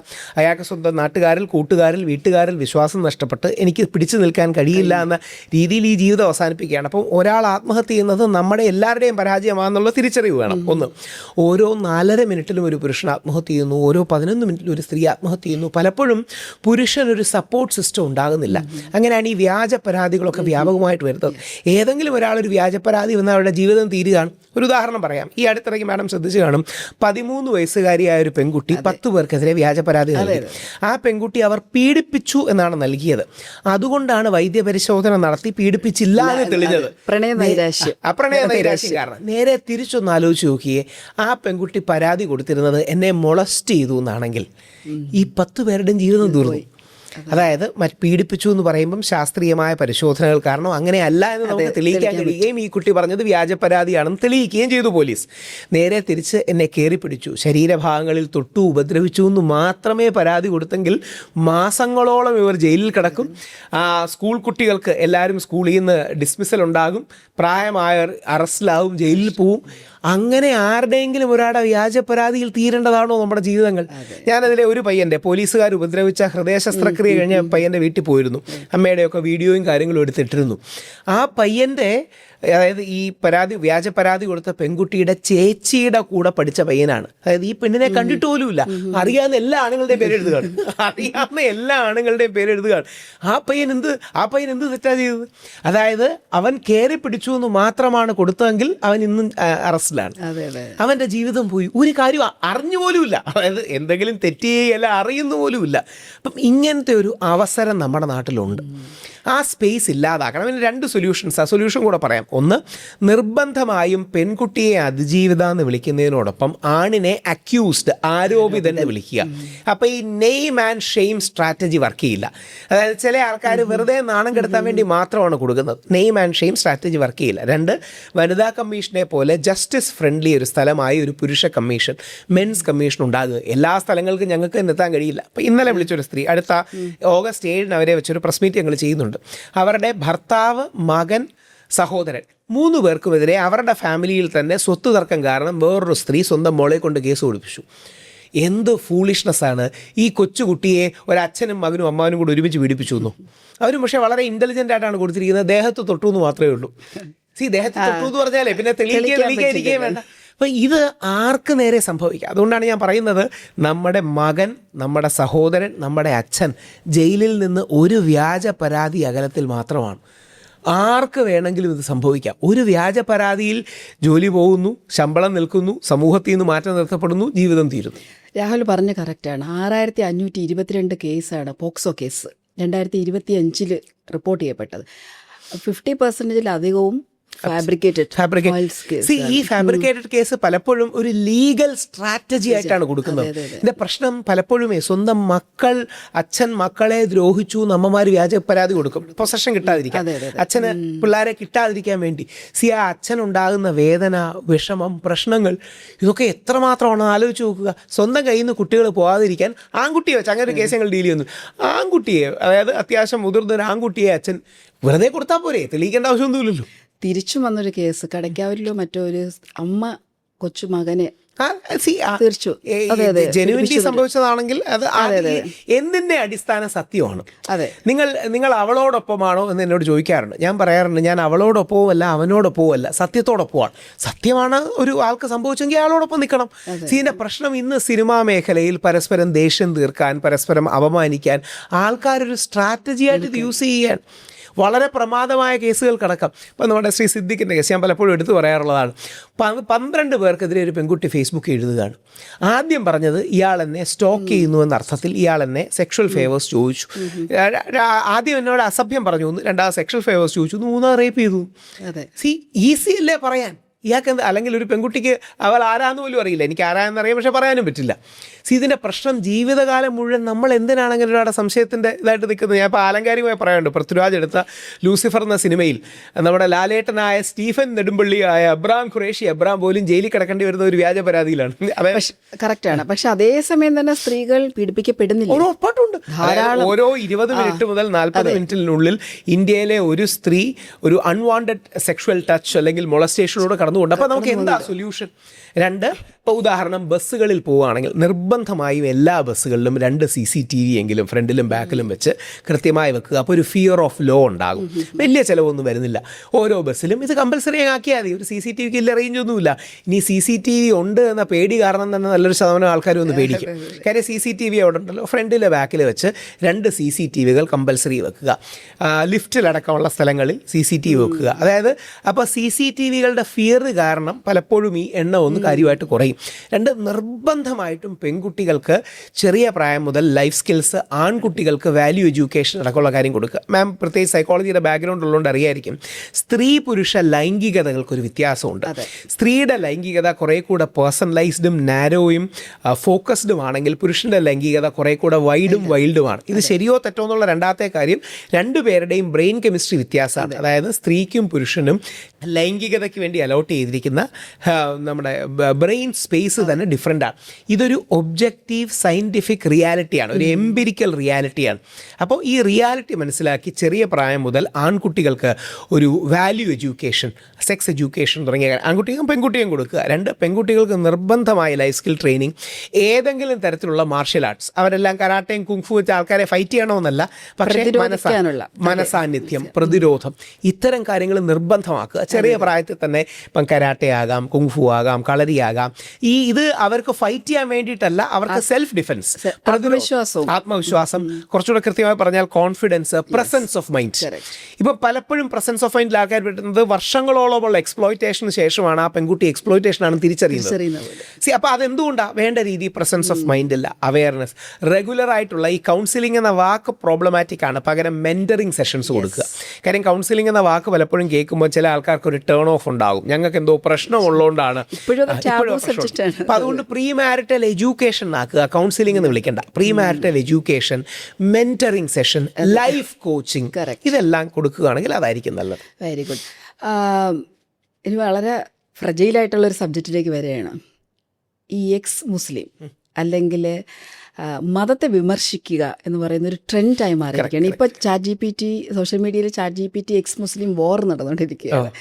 ഇതൊരു നമുക്കൊരു അറ്റൻഷൻ സീക്കിംഗ് മാത്രമാണോ, അതിന് വേറൊരു പൊളിറ്റിക്സ് ഉണ്ടോ? 2-3 ആസ്പെക്ട്സ് ഉണ്ട്, എല്ലാം ഉണ്ട്. ഓഫ് കോഴ്സ് അറ്റൻഷൻ സീക്കിങ്ങിൻ്റെ ഒരു കാര്യം ഭയങ്കരമായിട്ടുണ്ട്. 2, നമ്മൾ ഏതെങ്കിലും ഒരു വിശ്വാസം, അത് ഹിന്ദു, ക്രിസ്ത്യൻ, മുസ്ലിം ഏത് വേണമെങ്കിലും ആകാം, അതിൽ നിന്ന് നമ്മൾ മാറിക്കഴിഞ്ഞാൽ പഴയത് തെറ്റാണെന്ന് കൂടുതൽ ആർജവത്തോടെ പറയാൻ ചില ആൾക്കാർക്ക് താല്പര്യം കാണും. ഹിന്ദു അല്ലാതായ, ക്രിസ്ത്യാനി അല്ലാതായ, മുസ്ലിം അല്ലാതായാൽ ഒരു വെഞ്ചൻസോടുകൂടി ഒരു ഇന്റലക്ച്വൽ ലെവൽ ഹയർ ആയി എന്നൊരു തോന്നൽ അത് ഇന്റലക്ച്വൽ ലെവൽ അല്ല, ഫേക്ക് ഇന്റലക്ച്വൽ ലെവൽ എന്നും പറഞ്ഞുകൂടാ. അതായത് എല്ലാ മതങ്ങളെയും വിമർശന ബുദ്ധിയോടെ സമീപിക്കുന്നതിൽ ഒരു തെറ്റുമില്ല, പക്ഷേ എല്ലാ മതങ്ങളെയും അധിക്ഷേപിക്കുന്ന മനോഭാവത്തോടെ പോകുന്നത് തെറ്റാണ്. ഏറ്റവും കൂടുതൽ കാണുന്ന എക്സ് മുസ്ലിംസിലാണ്. കാര്യം ഇസ്ലാം മതം കുറച്ചുകൂടെ സംഘടിതമാണ്. നമ്മുടെ നാട്ടിലെ ഓരോ മതത്തിനും ഓരോ പ്രത്യേകത. ഇപ്പോൾ ഹിന്ദു മതത്തിന് അതിൻ്റെ വലിയൊരു ഫിലോസഫി, സ്പിരിച്വൽ ബാക്ക്ഗ്രൗണ്ട് ഒക്കെയാണ്. ക്രിസ്ത്യൻ മതത്തിന് അതിൻ്റെ ചാരിറ്റി, അവർ ചെയ്യുന്ന സാമൂഹ്യ സേവനങ്ങൾ, ഇത് പ്രപ്പോർഷനേറ്റ്ലി ഹൈ ആണ്. എല്ലാവരും ചെയ്യുന്നുണ്ട്, പക്ഷേ ക്രിസ്ത്യാനികൾ ചെയ്യുന്ന സംഘടിത കാര്യങ്ങൾ, ഇപ്പോൾ സ്കൂൾ നടത്തുക. ഞാൻ എൻ്റെ മുത്തശ്ശി പഠിച്ച ക്രിസ്ത്യൻ സ്കൂളിലാണ്, അമ്മ പഠിച്ച ക്രിസ്ത്യൻ സ്കൂളിലാണ്, ഞാൻ പഠിച്ച ക്രിസ്ത്യൻ സ്കൂളിലാണ്, മോൻ പഠിക്കുന്ന ക്രിസ്ത്യൻ സ്കൂളിലാണ്. ക്രിസ്ത്യാനികൾക്ക് സ്കൂൾ നടത്താൻ കഴിവുണ്ട് എന്ന് നമ്മൾ ആലങ്കാരിക പറയും. ഹിന്ദുക്കൾക്ക് സ്കൂളില്ലാഞ്ഞിട്ടല്ല, അല്ലെങ്കിൽ മുസ്ലിം സ്കൂളില്ലാഞ്ഞിട്ടല്ല. പല ഹിന്ദു മുസ്ലിം ഫാമിലീസിൽ ക്രിസ്ത്യൻ സ്കൂൾസിലാണ് മക്കളെ വിടാറുള്ളത്. അപ്പോൾ അത് അവരുടെ ഒരു രീതിയാണ്. അപ്പം ക്രിസ്ത്യാനികൾക്ക് സംഘടിതമായി ചാരിറ്റി, ഹോസ്പിറ്റൽ, വിദ്യാഭ്യാസ സ്ഥാപനങ്ങൾ അത് ചെയ്യപ്പം പണ്ട് ചാവര പിതാവാണ് കേരളത്തിലെ ആദ്യ വൺ ഓഫ് ദി സംസ്കൃത സ്കൂൾ തുടങ്ങി. കൾച്ചറലി അലൈൻഡാണ്, നല്ല കാര്യമാണ്. പള്ളിയിൽ അച്ഛന്മാരുണ്ട്, കന്യാസ്ത്രീമാരുണ്ട്, അവരെ നമുക്കൊരു ആദരവാണ്. ഇതേപോലെ മുസ്ലിം കമ്മ്യൂണിറ്റിക്ക് കെട്ടുറപ്പുണ്ട്, പരസ്പര സഹായം, സപ്പോർട്ട് സിസ്റ്റം, ആഴമേറിയ ഒരു ആത്മീയ പഠനം, ഇത്തരം കാര്യങ്ങളുണ്ട്. അത് വളരെ പോസിറ്റീവായ കാര്യമാണ്. ഇതിന് പോസിറ്റീവാണെന്ന് പറയാൻ കാരണം ഡേറ്റ വെച്ചാണ്. കേരളത്തിലെ DGP ആയിരുന്ന സിബി മാത്യൂസ് മഹാത്മാഗാന്ധി യൂണിവേഴ്സിറ്റിയിൽ അദ്ദേഹത്തിൻ്റെ ഡോക്ടറേറ്റ് തീസീസ് ചെയ്തിരിക്കുന്നത് എല്ലാ സൈക്കോളജിസ്റ്റുകളും അറിയേണ്ട കാര്യമാണ്. കേരളത്തിലെ ആത്മഹത്യകളെക്കുറിച്ചാണ്. അതിൽ ഡോക്ടർ സിബി മാത്യൂസ് എന്ന ക്രിസ്ത്യൻ ബാക്ക്ഗ്രൗണ്ടുള്ള കേരളത്തിലെ DGP ആയ വിവരാവകാശ കമ്മീഷണറായ വ്യക്തി ചൂണ്ടിക്കാണിക്കുന്നു, കേരളത്തിൽ ഏറ്റവും ആത്മഹത്യ കുറവുള്ളത് മുസ്ലിം കമ്മ്യൂണിറ്റിയിലാണ്, ഏറ്റവും കൂടുതലുള്ളത് ഹിന്ദു കമ്മ്യൂണിറ്റിയിലാണ്. അതിൻ്റെ കാരണം മുസ്ലിം കമ്മ്യൂണിറ്റിയുടെ ഒരു സ്പിരിച്വൽ എഡ്യൂക്കേഷനാണ്, കെട്ടുറപ്പാണ്. അപ്പോൾ ആ കെട്ടുറപ്പുള്ളത് കൊണ്ട് തന്നെ മുസ്ലിം കമ്മ്യൂണിറ്റിയെ ആക്രമിക്കാൻ ഇവർക്ക് വലിയ താല്പര്യമാണ്. അപ്പോൾ അങ്ങനെയാണ് ഈ ഫേക്കായിട്ടുള്ള ഒരു ഇൻ്റലക്ച്വൽ പട്ടം എടുത്ത് മുസ്ലിം കമ്മ്യൂണിറ്റിയെ കടന്നാക്രമിക്കാൻ വരുന്നത്. അങ്ങനെ അത് ആക്രമിക്കുന്നതിൽ ഒരു അർത്ഥവുമില്ല. ഈ എല്ലാ കമ്മ്യൂണിറ്റീസിലെയും വിമർശന ബുദ്ധിയോടെ സമീപിക്കുന്നതിൽ യാതൊരു തെറ്റുമില്ല. എന്നാൽ അധിക്ഷേപത്തിൻ്റെ അല്ലെങ്കിൽ അസഭ്യത്തിൻ്റെ ഭാഷയിൽ ഏതെങ്കിലും മതത്തെ കടന്നാക്രമിച്ചിട്ട് അത് ഇൻ്റലക്ച്വൽ ആണെന്ന് പറയുന്നത് സ്യൂഡോ ഇൻ്റലക്ച്വലിസമാണ്, അഥവാ ഷാലോ ഇൻ്റലക്ച്വലിസമാണ്. കപടമാണ്. അങ്ങനെ ഒരുപാട് സോ കോൾഡ് എക്സ് മുസ്ലിംസ് ചെയ്യുന്നുണ്ട്, അവർക്ക് ഒരുപാട് അബദ്ധവും പറ്റാറുണ്ട്. നേരെ തിരിച്ച് ഞാൻ തന്നെ അങ്ങനെ 1-2 എക്സ് മുസ്ലിംസിനോട് ഡിബേറ്റ് ചെയ്തപ്പം പറയുണ്ടായി ChatGPT ഇസ്ലാം മതമാണ് മോശമെന്ന് പറഞ്ഞു. ഞാൻ ChatGPT വെച്ച് തന്നെ അങ്ങനെ അല്ലെന്ന് പറയുന്നുണ്ട്. ഇതൊക്കെ വെറുതെ പറയുന്നതാണ്. ഇപ്പോൾ എല്ലാ മതത്തിനും അതിൻ്റേതായ നന്മകളുണ്ട്, നമ്മുടെ എല്ലാ മതങ്ങളിലും അതിൻ്റേതായ തെറ്റുകളും കടന്നുകൂടിയിട്ടുണ്ട്. ഉദാഹരണം, ഹിന്ദു മതത്തിൻ്റെ ഏറ്റവും വലിയ വിഷയങ്ങളിലൊന്നാണ് പെട്ടെന്ന് ഒരു അന്ധവിശ്വാസത്തിലേക്ക് കൊണ്ടുപോകാൻ കഴിയും, ഒരുപാട് എക്സ്പ്ലോയിറ്റേഷൻ. അങ്ങനെയാണ് ഞങ്ങളുടെ ഇടയിൽ ഒരുപാട് ആൾ ദൈവങ്ങൾ വരുന്നത്. നല്ല ആത്മീയ ഗുരുക്കന്മാരുണ്ട്, അത് വേറെ, എന്നാൽ ആൾ ദൈവങ്ങൾ വേറെ. ഈ ആൾ ദൈവങ്ങളുടെ എക്സ്പ്ലോയിറ്റേഷൻ തുടങ്ങിയ കാര്യങ്ങൾ അത് ഞങ്ങളുടെ കമ്മ്യൂണിറ്റിയിലെ വലിയൊരു പ്രശ്നമാണ്. ക്രിസ്ത്യൻ കമ്മ്യൂണിറ്റിയിലെ ഒരുപാട് ഗുണങ്ങളുണ്ടെങ്കിൽ ഒരു നെഗറ്റീവ് എന്ന് പറയുന്നത് പലപ്പോഴും ഈ സംഘടിതമായ ഫോഴ്സ്ഡ് കൺവേർഷൻ അടക്കം പലപ്പോഴും ചിലപ്പോഴെങ്കിലും സംഭവിക്കാറുണ്ട്. പ്രത്യേകിച്ച് ബാക്ക്വേർഡ് സ്ഥലങ്ങളിലേക്കൊക്കെ പോകുമ്പോൾ ചിലപ്പോഴെങ്കിലും സംഭവിക്കാറുണ്ട്. അവർ ചെയ്യുന്ന ചാരിറ്റി മഹത്തരമാണ്, അത് ചെയ്യണം, സർവീസ് മഹത്തരമാണ്, അത് ചെയ്യണം, എന്നാൽ ചിലപ്പോഴെങ്കിലും അങ്ങനെ പോകാം. ഇസ്ലാം മതത്തിൽ ചിലപ്പോഴെങ്കിലും ഈ രൂഢമൂലമായ വിശ്വാസവും ദൃഢതയും ഫാനറ്റിസിസത്തിലേക്ക് പോകാറ് എല്ലാ കമ്മ്യൂണിറ്റിയിലും ഉണ്ട്. ഈ തെറ്റുകൾ ഓരോ കമ്മ്യൂണിറ്റിയിലും ഉണ്ട്. അപ്പം നമ്മൾ ആ ശരികളെ പ്രോജ്വലിപ്പിക്കുക, തെറ്റുകളെ കട്ട് ഡൗൺ ചെയ്യുക, മുമ്പോട്ട് പോവുക, ഇതല്ലേ പറ്റൂ. തീർച്ചയായിട്ടും. അവിടെ നമ്മൾ പറഞ്ഞു വന്നത് എല്ലാ മതവും പഠിപ്പിക്കുന്നത് പറഞ്ഞു തരുന്ന സ്നേഹവും കാരുണ്യവും ദയയും എല്ലാമാണ്. അപ്പം ഈ ചില തീവ്രവാദ സംഘടനകൾ മതത്തെ ദുരുപയോഗം ചെയ്യുന്നു അല്ലേ? ഇവിടെ എവിടെയാണ് യഥാർത്ഥ വിശ്വാസവും മതത്തിന്റെ ഒരു ദുരുപയോഗം? ആ ബൗണ്ടറി നമുക്ക് എങ്ങനെ ഒരു വിശ്വാസി 2 സൈഡിൽ നിന്നും എപ്പോഴും ആക്രമണം നേരിടും. ഒന്നാമത്തെ ആക്രമണം അവിശ്വാസി എന്നായിരിക്കും, രണ്ടാമത്തെ ആക്രമണം അന്ധവിശ്വാസി എന്നായിരിക്കും. അതായത് വിശ്വാസം നടുക്കുള്ളൊരു സ്പേസാണ്. ഒരു സൈഡിൽ അവിശ്വാസി, മറു സൈഡിൽ അന്ധവിശ്വാസി. അവിശ്വാസി അവൻ്റെ വിശ്വാസം തെറ്റാണ് തുടങ്ങിയ കാര്യങ്ങളിൽ സ്ഥിരം അവനെ വിമർശിക്കും. നിൻ്റെ ദൈവവിശ്വാസം തെറ്റാണ്, ധാർമ്മികത തെറ്റാണെന്ന് വിശ്വസിക്കും. അന്ധവിശ്വാസി നേരെ തിരിച്ച് നിനക്ക് വേണ്ട രീതി വിശ്വാസമല്ല, നീ സോഫ്റ്റാണ്, നമ്മുടെ പാതയിൽ വന്നാലേ നീ രക്ഷപ്പെടൂ എന്ന തെറ്റിദ്ധാരണ ഉണ്ടാക്കും. അവിടെയാണ് ഇന്ത്യയുടെ കൗണ്ടർ റാഡിക്കലൈസേഷൻ സ്ട്രാറ്റജി, തീവ്രവാദ വിരുദ്ധ സ്ട്രാറ്റജി ഡിസൈൻ ചെയ്യുന്നത് ഒരു മുസ്ലിമാണ്. ആസിഫ് ഇബ്രാഹിം എന്നാണ് പേര്, സയ്യദ് ആസിഫ് ഇബ്രാഹിം. IB-യുടെ ചീഫായിരുന്നു, ഇന്ത്യയിലെ ആദ്യ ഇൻ്റലിജൻസ് ബ്യൂറോയുടെ തലവനായ മുസ്ലിം ഹെഡായ വ്യക്തിയാണ്. അദ്ദേഹം പറയുന്ന രസകരമായ ഒരു കാര്യമുണ്ട്. തീവ്രവാദത്തിനെതിരെയുള്ള ഏറ്റവും പ്രധാനപ്പെട്ട ആയുധം നമുക്കൊരു പുസ്തകമാണ്. ആ പുസ്തകത്തിൻ്റെ പേര് പരിശുദ്ധ ഖുറാൻ എന്നാണ്. ഈ പരിശുദ്ധ ഖുറാനെ തെറ്റായി യൂസ് ചെയ്ത് ഒരുപാട് പേർ മോശമായ കാര്യങ്ങൾ ചെയ്യുന്നുണ്ട്. ഇതേപോലെ തന്നെയാണ് ഭഗവത്ഗീത. അതായത് ഗാന്ധിജിയും ഗോഡ്സെയും ഭഗവത്ഗീത വായിച്ചാണ് വളർന്നത്. ഗാന്ധിജിയും ഗീതയാണ് വായിച്ചത്, ഗോഡ്സെയും ഗീതയാണ് വായിച്ചത്. ഒരാൾ ലോകാരാധനായ മഹാത്മാവും വേറൊരാൾ കൊലപാതകയും തീവ്രവാദിയായി. ഒരേ ഗീത വായിച്ച ഗാന്ധിജി രാഷ്ട്രപിതാവും ഈ ലോകത്തിൻ്റെ സമാധാനത്തിൻ്റെ പ്രവാചകനും, അതേ ഗീത വായിച്ച ഗോഡ്സെ തീവ്രവാദിയും അല്ലെങ്കിൽ ഗാന്ധിജിയെ കൊന്ന ആളുമായി. അപ്പം വായിക്കുന്ന പുസ്തകം നമ്മൾ മനസ്സിലാക്കുന്നതും അത് നമ്മുടെ ജീവിതത്തിൽ പ്രവർത്തിക്കുന്നതും കൂടിയാണ് കാര്യങ്ങൾ. അപ്പോൾ എല്ലാ മതങ്ങളിലും അങ്ങനെ പ്രശ്നങ്ങളുണ്ടാകാം. ആ പ്രശ്നങ്ങൾ ഇപ്പോൾ ഏതെങ്കിലും ജെനുവിൻ ശ്രീരാമ ഭക്തനാണോ ജയ് ശ്രീരാം എന്ന് വിളിച്ച് മുസ്ലിമിനെ കുസ്തി ആക്രമിക്കുന്നത്? ശ്രീരാമൻ, അയോധ്യ എന്ന വാക്കിൻ്റെ അർത്ഥം അറിയാമെന്നറിയില്ല. അയോധ്യ എന്ന് പറഞ്ഞാൽ യുദ്ധമില്ലാത്ത സ്ഥലമെന്നാണ്. ആ യോധ്യ എന്നാണ് അതിൻ്റെ അർത്ഥം. സമാധാനവാദിയായ സ്വന്തം അച്ഛന് വേണ്ടി രാജ്യഭാരം ഉപേക്ഷിച്ചു പോയ ശ്രീരാമൻ്റെ പേരിൽ പാവപ്പെട്ട ന്യൂനപക്ഷങ്ങളെ ആക്രമിക്കുന്ന ആൾക്കാരുണ്ട്. അപ്പോൾ മതത്തെ ദുരുപയോഗം ചെയ്യുന്ന തീവ്രവാദികളുണ്ട്, അവരെ എതിർക്കണം ഒരു സൈഡിൽ. നേരെ മറിച്ച് മതവിശ്വാസത്തെ കടന്നാക്രമിച്ച് അധിക്ഷേപിക്കുന്ന അവിശ്വാസികളുണ്ട്. ഇതിൻ്റെ രണ്ടിൻ്റെയും ഇടയിൽ നിന്നൊരു വിശ്വാസി, ഈ മിഡിൽ പാത്താണ് വിശ്വാസി, മധ്യമാർഗം എന്നൊക്കെ പറയും. അല്ലെങ്കിൽ സ്വർഗത്തിലേക്കുള്ള പാത വളരെ നൂലിലൂടെ പോകുന്ന യാത്ര പോലെയാണെന്ന് പറയുന്നത് പോലെ അവിശ്വാസത്തെയും അന്ധവിശ്വാസത്തെയും ഒരുമിച്ച് എതിർത്തുകൊണ്ടാണ് ഒരു യഥാർത്ഥ വിശ്വാസി മുമ്പോട്ട് പോകുന്നത്. ആ യഥാർത്ഥ വിശ്വാസിക്ക് തൻ്റെ ആത്മീയ അടിത്തറയിൽ നല്ല ബോധ്യം കാണും. അതോടൊപ്പം ശാസ്ത്രീയമായി ലോകത്തിലെ എവർ എക്സ്പാൻഡിങ് നോളജിനെ അവൻ സ്വാംശീകരിക്കുകയും ചെയ്യും. അതിനോട് എതിർത്തേണ്ട കാര്യമില്ല. ഇപ്പോൾ ഉദാഹരണം പെട്ടെന്ന് പാശ്ചാത്യ ലോകത്തെ എക്സാമ്പിൾ വെച്ച് പറയാം. പണ്ട് ഗലീലിയോയെ നമ്മൾ സ്ഥിരം കേൾക്കുന്നതാണ്, ഗലീലിയോയെ അറസ്റ്റ് ചെയ്തിരുന്നു. മറ്റേ സൂര്യൻ ഭൂമിയെ ചുറ്റുകയല്ല, ഭൂമി സൂര്യനെ ചുറ്റുകയാണ്. ശരിക്കും ആലോചിച്ച് നോക്കിയേ, ഭൂമി സൂര്യനെ ചുറ്റിയാലും സൂര്യൻ ഭൂമിയെ ചുറ്റിയാലും യഥാർത്ഥത്തിൽ യേശു ക്രിസ്തുവിലുള്ള വിശ്വാസത്തിൽ എന്ത് മാറ്റം ഉണ്ടാകാൻ പോകുന്നത്? യേശുദേവൻ പഠിപ്പിച്ച നിന്നെ പോലെ അയൽക്കാരനെ സ്നേഹിക്കുക, അല്ലെങ്കിൽ 10 കൽപ്പനകൾ പരസ്പരം സ്നേഹിക്കുക, ഒരു വ്യത്യാസവുമില്ല. അന്നത്തെ തെറ്റിദ്ധാരണയിലുള്ള അധികാരി വർഗം അങ്ങനെ കരുതി. എന്നിട്ട് അത് യേശു ക്രിസ്തുവിൻ്റെ തലയിൽ വെച്ചു. യേശു ക്രിസ്തു ഭൂമി സൂര്യനെ ചുറ്റുന്നതോ സൂര്യൻ ഭൂമിയെ ചുറ്റുന്നതിനെ കുറിച്ച് ഒന്നും പറഞ്ഞിട്ടില്ല. പക്ഷേ ഇത് ആ കാലത്ത് നിലനിന്നിരുന്ന ധാരണകളാണ്. അവിടെയാണ് നമ്മുടെ ആത്മീയ ബേസ്, സ്പിരിച്വൽ ബേസ്, ലൈഫിനെക്കുറിച്ച്, മരണത്തെക്കുറിച്ച്, ബന്ധങ്ങളെക്കുറിച്ച്, മരണാനന്തര ജീവിതത്തെക്കുറിച്ച്, ഇതൊക്കെയാണ് ആത്മീയത പൊതുവെ പറയുന്നത്. ജീവിതത്തിൽ നമ്മൾ പ്രവർത്തിക്കേണ്ട രീതി. ശാസ്ത്രം എന്ന് പറഞ്ഞാൽ അന്നത്തെ ലോകത്തെക്കുറിച്ചുള്ള ധാരണകളാണ്. ഈ ധാരണകൾ മാറിക്കൊണ്ടേയിരിക്കും പുതിയ കാര്യങ്ങൾ കണ്ടെത്തുന്നതോടെ. ഇത് മാറിക്കോട്ടെ. മറുഭാഗത്തെയാണ് സനാതനം എന്ന് പറയുന്ന എറ്റേണലായ, എന്നും നിലനിൽക്കുന്നതായ പരിശുദ്ധ ഖുറാൻ്റെ, പരിശുദ്ധ ബൈബിളിൻ്റെ, പരിശുദ്ധ ഗീതയുടെ അല്ലെങ്കിൽ പരിശുദ്ധ ബൗദ്ധ ധർമ്മങ്ങളുടെ അടിസ്ഥാന ഫിലോസഫി. ഇവയിൽ അങ്ങോട്ടും ഇങ്ങോട്ടും ഒക്കെ ചെറിയ വ്യത്യാസമൊക്കെ ആണ്, അത് നമുക്ക് തർക്കിക്കാം.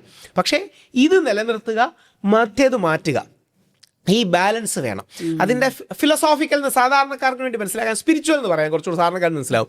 സ്പിരിച്വൽ എലിമെന്റ് നിലനിർത്തുക, സയന്റിഫിക് പുതിയ കാര്യങ്ങളെ അംഗീകരിക്കുക. സിമ്പിൾ. ഈ ശരിക്കും പറഞ്ഞാൽ യൂത്ത്, ഈവൻ എഡ്യൂക്കേറ്റഡ് യൂത്ത് ഒരുപാട് പേര് തീവ്രവാദത്തിലേക്ക് കടന്നു വരുന്നുണ്ട്. അത് മതത്തിൻ്റെ അതിൻ്റെ റൂട്ട് റിലിജിയനാണോ അതോ വേറെ എന്തെങ്കിലും? ബേസിക്കലി അതായത് ഈ വ്യത്യാസം കൃത്യമായി നമ്മൾ മനസ്സിലാക്കണം. ഹിന്ദു വേറെ, ഹിന്ദുത്വം വേറെ. ഹിന്ദു എന്ന് പറഞ്ഞാൽ വിശ്വാസമാണ്, ഹിന്ദുത്വം എന്ന് പറഞ്ഞാൽ രാഷ്ട്രീയമാണ്. ഇസ്ലാം എന്ന് പറഞ്ഞാൽ വിശ്വാസമാണ്, ഇസ്ലാമിസ്റ്റ് എന്ന് പറഞ്ഞാൽ രാഷ്ട്രീയമാണ്. ക്രിസ്ത്യൻ എന്ന് പറഞ്ഞാൽ പരിശുദ്ധ വിശ്വാസമാണ്. ക്രിസംഗികൾ എന്നല്ലെങ്കിൽ ഈ ക്രിസ്ത്യാനിസം എന്നൊക്കെ തമാശയ്ക്ക്, അല്ലെങ്കിൽ ചർച്ച്യാനിറ്റി എന്ന് പറയുന്ന ഒരു സാധനമുണ്ട്. അത് വിശ്വാസമല്ല, അത് പൊളിറ്റിക്സാണ്. അതായത് ഗാന്ധിജി വിശ്വാസിയാണ്, ഗോഡ്സെ വിശ്വാസിയല്ല. അത് ആലങ്കാരികമായി പറയുന്നതല്ല കേട്ടോ. ഗാന്ധിജി യഥാർത്ഥത്തിൽ ഈശ്വരവിശ്വാസിയും മറ്റുമാണ്, പ്രാർത്ഥനയിൽ വിശ്വസിച്ചിരുന്നതാണ്. വീര സാവർക്കർ നമുക്ക് വേണ്ടി 10-11 വർഷം ജയിലിൽ കിടന്ന വ്യക്തിയാണ്. പുള്ളി നിരീശ്വരവാദിയാണ്. ഇതിൻ്റെ ഒരു കൗതുകം കൂടിയാണ്, ഇന്ത്യ വിഭജിച്ച് പാകിസ്ഥാനായി പോയി. മുഹമ്മദ് അലി ജിന്ന ഒരു നിരീശ്വരവാദിയായിരുന്നു. അതായത് മുസ്ലിമായിട്ടും പന്നിയിറച്ചി കഴിക്കുന്ന, മദ്യപിക്കുന്ന, ഇസ്ലാമിക് തിയോളജിയോട് ഒരു താല്പര്യവും ഇല്ലാത്ത, ഇസ്ലാമിനോട് ബന്ധമില്ലാത്ത, എന്തിന് അന്നത്തെ കോണ്ടെക്സ്റ്റിലാണ് കല്യാണം കഴിച്ചതുപോലും പുള്ളി മുസ്ലിമിനെയല്ല. അതായത് അപ്പം പുള്ളിക്ക് അങ്ങനെ ഇസ്ലാമെന്നോ മുസ്ലിമെന്നോ ഇല്ല. പക്ഷേ പൊളിറ്റിക്കൽ കാരണങ്ങളാൽ, രാഷ്ട്രീയ കാരണങ്ങളാൽ, ഐഡന്റിറ്റി പൊളിറ്റിക്സ് എന്നൊക്കെ നമ്മൾ പറയുമല്ലോ, ഐഡന്റിറ്റി പൊളിറ്റിക്സിനെ തെറ്റായി യൂസ് ചെയ്തവരാണ് മുഹമ്മദ് അലി ജിന്നയും വീര സവർക്കർ അടക്കമുള്ള ആൾക്കാരൊക്കെ. എന്നാൽ ഗാന്ധിജിയും മൗലാന ആസാദും, യഥാർത്ഥ ഖുറാൻ പണ്ഡിതൻ ആരാണ്? മൗലാന ആസാദാണ്. പരിശുദ്ധമായ മക്കത്ത് ജനിച്ച് നമ്മുടെ ഇന്ത്യയുടെ ഭാരതരത്നയായി, നമ്മുടെ വിദ്യാഭ്യാസ മന്ത്രിയായി. ഇദ്ദേഹം യഥാർത്ഥത്തിലൊരു ഖുറാൻ പണ്ഡിതനാണ്. അപ്പം വിശ്വാസിയായ ഗാന്ധിജിയും മൗലാന ആസാദും വിഭജനം വേണ്ട, ഒരുമിച്ച് നിൽക്കണമെന്ന് പറയുമ്പോൾ വിശ്വാസിയല്ലാത്ത ദൈവനിഷേധികളായ ജിന്നയും സവർക്കറും പിരിഞ്ഞു പോകണമെന്നാണ് വാദിച്ചത്. കാര്യം അത് അവരുടെ പൊളിറ്റിക്സാണ്. അത് തെറ്റായ പൊളിറ്റിക്സാണ്. അത് വേറെ, അത് തെറ്റായ പൊളിറ്റിക്സാണ്. അപ്പോൾ ഗാന്ധിജിയുടെ ഒരു പാതയുണ്ട്, വിവേകാനന്ദൻ്റെ ഒരു പാതയുണ്ട്, മൗലാന അബുൽ കലാം ആസാദിൻ്റെ പാതയുണ്ട്. നമ്മുടെ കഴിഞ്ഞ നൂറ്റാണ്ടിലെ ഇന്ത്യക്ക് വേണ്ടി പോരാടി നിന്ന ചാൾസ് ഫ്രീ ആൻഡ്രൂസ്, അദ്ദേഹം വിദേശിയാണ്, ഗാന്ധിജിയുടെ അടുത്ത സുഹൃത്താണ്, പള്ളിയിലച്ചനാണ്. എന്തിന്? മാർട്ടിൻ ലൂതർ കിങ്, അദ്ദേഹം ക്രിസ്ത്യൻ പാതിരിയാണ്, മിനിസ്റ്ററാണ്. ഇവരെല്ലാം നന്മയുടെ പാതയാണ് പറയുന്നത്. ഇവരെല്ലാം ഐഡന്റിറ്റി പൊളിറ്റിക്സിൻ്റെ പാതയല്ല. അതുകൊണ്ടാണ് ഇന്നും നോക്കിയാൽ മതി, തീവ്ര ഹിന്ദുത്വവാദികൾ വിശ്വാസികളൊന്നുമല്ല. അവർ വിശ്വാസത്തെ ഉപയോഗിച്ച് രാഷ്ട്രീയം കളിക്കുന്നവരാണ്, പൊളിറ്റിക്സിനെ ഉപയോഗിച്ച് രാഷ്ട്രീയം കളിക്കുന്നവരാണ്. അല്ല എന്താ പ്രസക്തി? അപ്പോൾ ആ പൊളിറ്റിക്സിനെ വിശ്വാസത്തെ ഉപയോഗിച്ച് പൊളിറ്റിക്സ് കളിക്കരുത്. പകരം ഇൻ്റഗ്രേഷന് വേണ്ടി ഇപ്പം ഗാന്ധിജി രാമരാജ്യം പോലുള്ള കോൺസെപ്റ്റ് ഗാന്ധിജി കൊണ്ടുവരികയാണ്. മാഡം ഒരുപക്ഷെ രഘുപതി രാഘവ രാജാറാം കേട്ടുകയാണ്. ഇതിലെ 2 വരി ഗാന്ധിജി എഡിറ്റ് ചെയ്ത് മാറ്റിയാണ് ഈശ്വരല്ലാ തേരോനാം സബ്കോ സന്മതി ദേ ഭഗവാൻ എന്ന് പറയുന്നത്. 500 വർഷത്തോളം പഴയ ലക്ഷ്മണാചാര്യമൊക്കെ എഴുതിയ രഘുപതി രാഘവ രാജാറാം നോർത്ത് ഇന്ത്യയിൽ വളരെ ഫേമസ് ആണ്. ഗാന്ധിജി അപ്പോൾ അത് നോക്കിയപ്പോൾ അത് കൊള്ളാം, നമുക്ക് ശ്രീരാമൻ, ഇന്ത്യയുടെ ഒരു ഇമാമേ ഹിന്ദ് എന്നാണ് ശ്രീരാമനെ അലാമ മുഹമ്മദ് ഇക്ബാൽ, സാരേ ജംസച്ചൊക്കെ എഴുതി അലാമ മുഹമ്മദ് ഇക്ബാൽ വിളിക്കുന്നത്. ഇന്ത്യയുടെ ഒരു സ്പിരിച്വൽ ലീഡർ. ലോകത്തിലെ ഏറ്റവും വലിയ മുസ്ലിം ജനസംഖ്യയുള്ള രാജ്യം ഇന്തോനേഷ്യയാണ്. ഇന്തോനേഷ്യയിൽ രാമൻ വലിയൊരു ഐക്കണാണ്. ലോകത്തിലെ ഏറ്റവും നല്ല രാമായണ ഫെസ്റ്റ് നടക്കുന്ന ഇന്തോനേഷ്യയിലാണ്. സീതാന്നും രാമൻ എന്നും ഒക്കെ കോമൺ മുസ്ലിങ്ങൾക്ക് ഇടുന്ന പേരാണ്. ഇപ്പോൾ ഉദാഹരണം രാം മുഹമ്മദ് അവിടുത്തെ ഒരു കോമൺ നെയിമാണ്. അപ്പോൾ ഒരു കൾച്ചറാണ് രാമൻ. ആ രാമൻ അപ്പോൾ ഗാന്ധിജി വിചാരിച്ച് എന്ത് ചെയ്യണം? ഈശ്വരൻ എന്നാണ് ഹിന്ദുക്കൾ കൂടുതൽ വിളിക്കുന്നത്, അള്ളാഹു എന്നാണ് മുസ്ലിങ്ങൾ കൂടുതൽ. ഈശ്വരൻ അല്ലാ തേരോനാം, നമുക്ക് ഈശ്വരനാണെങ്കിലും അള്ളയാണെങ്കിലും നമ്മൾ ആത്യന്തികമായ ദൈവമാണ്. ഇപ്പോൾ ഏതെങ്കിലും സൗദി അറേബ്യയിലെ പരിശുദ്ധ മക്ക മോസ്കി ഇരിക്കുന്ന ഒരാളോട് പടച്ചവൻ അനുഗ്രഹിക്കട്ടെ എന്ന് പറഞ്ഞാൽ മനസ്സിലാവും. പടച്ചവൻ എന്ന വാക്ക് ഉള്ളിക്ക് ഒരു പിടി ഉണ്ടാവില്ല. നമ്മുടെ മുസ്ലിങ്ങൾ ഏറ്റവും കൂടുതൽ പടച്ചവൻ യൂസ് ചെയ്യുന്നുണ്ട്, തമ്പുരാൻ യൂസ് ചെയ്യുന്നുണ്ട്, ദൈവം യൂസ് ചെയ്യുന്നുണ്ട്. അപ്പോൾ ഈ ഭാഷകളുടെ വ്യത്യാസം കാണാം, കോർ ആശയം ഉണ്ടാണ്. ഞാൻ അതുകൊണ്ടാണ് ക്രിസ്ത്യൻ കമ്മ്യൂണിറ്റിയോടൊക്കെ ഈ സംവാദങ്ങളും ഇതൊക്കെ നടത്തുമ്പോൾ, അല്ലെങ്കിൽ മുസ്ലിം കമ്മ്യൂണിറ്റിയുടെ തമ്മിൽ സ്ഥിരം പറയാറുണ്ട്, മോസസിൻ്റെ ദൈവം, യേശുവിൻ്റെ ദൈവം, പ്രവാചകൻ മുഹമ്മദിൻ്റെ ദൈവം ഒന്നാണ്. അതായത് ഇവർ മൂന്നും യഹോവ എന്ന് ക്രിസ്ത്യാനികൾ വിളിക്കുന്നു, മുസ്ലിങ്ങൾ അള്ളാഹു എന്ന് വിളിക്കുന്നു. ഈ അടിസ്ഥാന കോൺസെപ്റ്റ് ഒന്നാണ്. ഈ കോൺസെപ്റ്റിൻ്റെ കാര്യമാണ്. മാത്രമല്ല പരിശുദ്ധ ഖുറാനിൽ ഏറ്റവും മെൻഷൻ ചെയ്യപ്പെട്ടിരിക്കുന്ന പ്രോഫറ്റ്സിൽ ഒന്ന് മോസസും യേശുക്രിസ്തുവാണ്. യേശുക്രിസ്തുവിൻ്റെ അമ്മ മറിയത്തിന് വേണ്ടി ഒരു ചാപ്റ്റർ തന്നെയുണ്ട്. ഒരു സ്ത്രീയുടെ പേരിൽ മെൻഷൻ ചെയ്യപ്പെട്ടിരിക്കുന്ന ഏക ഹ്യൂമൻ സ്ത്രീ മറിയമാണ്. ഇങ്ങനെ കോമണാലിറ്റി നമ്മൾ കണ്ടെത്തി എന്താ പറയണേ, പ്രോത്സാഹിപ്പിക്കണം. അതെ. അങ്ങനെയാണ് എബ്രഹാമിന്റെ സന്തതികളാണ് ജൂതന്മാരും ക്രിസ്ത്യാനികളും മുസ്ലിങ്ങളും എബ്രഹാമിന്റെ സന്തതികളാണ്. യൂണിക്നെസ്സിനെ സെലിബ്രേറ്റ് ചെയ്യാനുള്ള ഒരു ഈ മനസ്സുണ്ട്. പരസ്പര യോജിപ്പ് സെലിബ്രേറ്റ് ചെയ്യാൻ വരുന്നതിൽ കോമൺ പോയിന്റ്സ് കണ്ടെത്തി നമ്മൾ സെലിബ്രേറ്റ് ചെയ്യണം. അതിലൂടെ ഒരു മതസൗഹാർദ്ദം ഉണ്ടാകണം. അതുകൊണ്ടാണ് ഞാൻ പോകുന്ന എല്ലാ വേദികളിലും പലപ്പോഴും പറയാറുണ്ട്, നമ്മുടെ ഇന്ത്യയുടെ കൊടി നോക്കിയാൽ മതി. ഇന്ത്യയുടെ കൊടിയിൽ ഗാന്ധിജി വിഭാവനം ചെയ്യുമ്പം April 13, 1921 ഗാന്ധിജി എടുത്തു പറയുന്നുണ്ട്, ഈ കാവി കുങ്കുമ കാവി ഹിന്ദുക്കളെ, വെള്ള ക്രിസ്ത്യാനികളെയും മറ്റു ന്യൂനപക്ഷങ്ങളെയും പച്ച മുസ്ലിങ്ങളെയും ഇങ്ങനെയാണ് റെപ്രസെൻ്റ് ചെയ്യുന്നത്. ഈ ബാലൻസ് മെയിൻറ്റെയിൻ ചെയ്താൽ മതി. ഈ വിശ്വാസത്തെക്കുറിച്ച് പറയുമ്പം സ്വാമി വിവേകാനന്ദൻ പറഞ്ഞിട്ടുള്ളത് എനിക്ക് ഇഷ്ടപ്പെട്ടൊരു കാര്യമാണ്. സ്വയം വിശ്വസിക്കാൻ കഴിയാത്തവന് ദൈവത്തെ വിശ്വസിക്കാൻ പറ്റില്ല. അപ്പോൾ ഇന്നത്തെ സമൂഹത്തിൻ്റെ യഥാർത്ഥ പ്രശ്നം ദൈവവിശ്വാസമാണോ അതോ സെൽഫ് കോൺഫിഡൻസ് ഈ ഇല്ലാത്തതാണോ? സെൽഫ് കോൺഫിഡൻസ് ഇല്ലാത്തവൻ പലപ്പോഴും എസ്കേപ്പിസമായിട്ടാണ് ദൈവത്തെ കാണുന്നത്. അങ്ങനെ എസ്കേപ്പിസം ആകരുത്, വിശ്വാസമാകാം, അന്ധവിശ്വാസമാകരുത്. ഞങ്ങൾ തന്നെ പലപ്പോഴും പറയാറുണ്ട്. ഞാൻ ഒരു പ്രത്യേക കേസ് ഡീൽ ചെയ്യാൻ വേണ്ടി ഒരു പെൺകുട്ടിയുടെ വീട്ടിൽ ചെന്നപ്പം പെൺകുട്ടിയുടെ അമ്മ ഒരു ദിവസം 6 അമ്പലത്തിൽ പോവും. ഞാൻ പറഞ്ഞു, ഇതൊരു ഷോപ്പിംഗ് മോളൊന്നും അല്ലല്ലോ. നിങ്ങൾ ഓടി നിങ്ങളുടെ മകളോടിരിക്കേണ്ട സമയം, നിങ്ങളുടെ വീട്ടിൽ നന്നാക്കേണ്ട സമയം, അവരുടെ വീട് കുറച്ച് പ്രോബ്ലമാറ്റിക് ആണ്. നിങ്ങൾ എന്തിനാണ് ഈ 6 അമ്പലങ്ങളിൽ കൂടി പോകുന്നത്? അതിൻ്റെ ആവശ്യമില്ല. 4 6 അമ്പലങ്ങളിൽ പോകണ്ട. നിങ്ങൾ അമ്പലവിശ്വാസിയാണെങ്കിൽ, പള്ളി വിശ്വാസിയാണെങ്കിൽ ഈ അമ്പലത്തിൽ പോകാം, ഗുരുദ്വാരയിൽ പോകാം, ഒക്കെ നല്ല കാര്യങ്ങളാണ്. പക്ഷേ ഇതൊരു ഷോപ്പിംഗ് സെൻറ്റർ അല്ല. ഓരോ സ്ഥലത്തും ചെന്ന് അയ്യോ സുബ്രഹ്മണ്യനെ പറഞ്ഞപ്പോൾ അയ്യപ്പനെ ദേഷ്യം, അയ്യപ്പനെ പറഞ്ഞ രാമതി, അങ്ങനെയൊന്നുമില്ല. നമ്മൾ ജീവിതത്തിലൊരു ചിട്ടയുണ്ടാകാൻ, വിശ്വാസം ഉണ്ടാകാൻ, ആത്മീയത ഉണ്ടാകാൻ ഒക്കെ പോകുന്നതാണ് അതിൻ്റെ ഒരു ക്ലൈമറ്റ്, അറ്റ്മോസ്ഫിയർ. അപ്പോൾ അന്ധവിശ്വാസിയാകണ്ട. 2, ചൂഷണം ചെയ്യുന്ന ഒരു വിശ്വാസം നല്ലതല്ല. അപ്പം ഒരു പ്രധാനപ്പെട്ട ചോദ്യം ഉണ്ടാവും, വിശ്വാസമോ അന്ധവിശ്വാസമോ എങ്ങനെ വേർതിരിക്കാം? ഒറ്റ ഇതേ ഉള്ളൂ. പരീക്ഷയ്ക്ക് മുമ്പ് പേന പൂജിച്ച് 10 രൂപ പൂജാരിക്കോ അല്ലെങ്കിൽ മൗലവിയുടെ കയ്യിൽ കിസ് ചെയ്തിട്ട് പോകുന്നത് വിശ്വാസം. പക്ഷേ എതിരാളി തോക്കണമെന്ന് പറഞ്ഞ് മുട്ടയിൽ കൂടോത്രം ചെയ്യുന്നത് അന്ധവിശ്വാസം. അങ്ങനെ ചില ആൾക്കാരുണ്ടല്ലോ, അതായത് മുട്ട പ്രയോഗം ഉണ്ടെങ്കിൽ മറ്റവൻ്റെ ബാഗിൽ മറ്റവൻ്റെ ബാഗിൽ മുട്ടയിട്ടാൽ മുട്ടയ്ക്ക് ഇതെന്തറിയാം, ആ മുട്ട നിങ്ങൾ കഴിച്ചാൽ, നിങ്ങൾ നോൺ വെജിറ്റേറിയൻ കൂടെ കഴിക്കുന്ന ആളാണ്, മുട്ട കഴിച്ചാൽ നിങ്ങൾക്ക് ഗുണമുണ്ടാവും. അപ്പം വിശ്വാസവും അന്ധവിശ്വാസവും അതിർവരമ്പുകൾ വരയ്ക്കാൻ ചില കാര്യങ്ങളിൽ ഇതാണ്. ഒരു യാർഡ് സ്റ്റിക്ക് കൃത്യമാണ്, എക്കണോമിക് എക്സ്പ്ലോയിറ്റേഷൻ ഉണ്ടാകരുത്. 2, ഹിന്ദുക്കളുടെ കോണ്ടെക്സ്റ്റിലാണെങ്കിൽ ന്യൂഡ് പൂജ, നഗ്ന പൂജ തുടങ്ങിയ കാര്യങ്ങൾ, അങ്ങനെ ഒരു സാധനമേ ഇല്ല. അത് ആൾക്കാർ ചൂഷണം ചെയ്യാൻ വേണ്ടി പലപ്പോഴും ഉണ്ടാക്കുന്നതാണ്. പൂജയും തന്ത്രവും ഒക്കെ വളരെ നല്ലതാണ്. പക്ഷേ അത് നമ്മുടെ വ്യക്തിപരമായ ജീവിതത്തിൽ ചൂഷണം, അതായത് പ്രത്യേകിച്ച് സ്ത്രീകളും കൂടിയാണ് നിങ്ങൾ ശ്രദ്ധിക്കേണ്ട 2 യാർഡ് സ്റ്റിക്കേ ഉള്ളൂ, പുരുഷന്മാരും. സെക്ഷൽ എക്സ്പ്ലോയിറ്റേഷൻ, ഫൈനാൻഷ്യൽ എക്സ്പ്ലോയിറ്റേഷൻ, ഇത് രണ്ടും ചെയ്യുന്നത് മതമല്ല, വിശ്വാസമല്ല, ആത്മീയതയല്ല.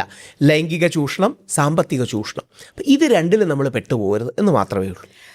ശരിക്കും പറയുകയാണെങ്കിൽ ഇപ്പം ഒരു ഗാന്ധിയനാണ് രാഹുൽ എന്ന് പരിശ്രമിക്കുകയാണ്.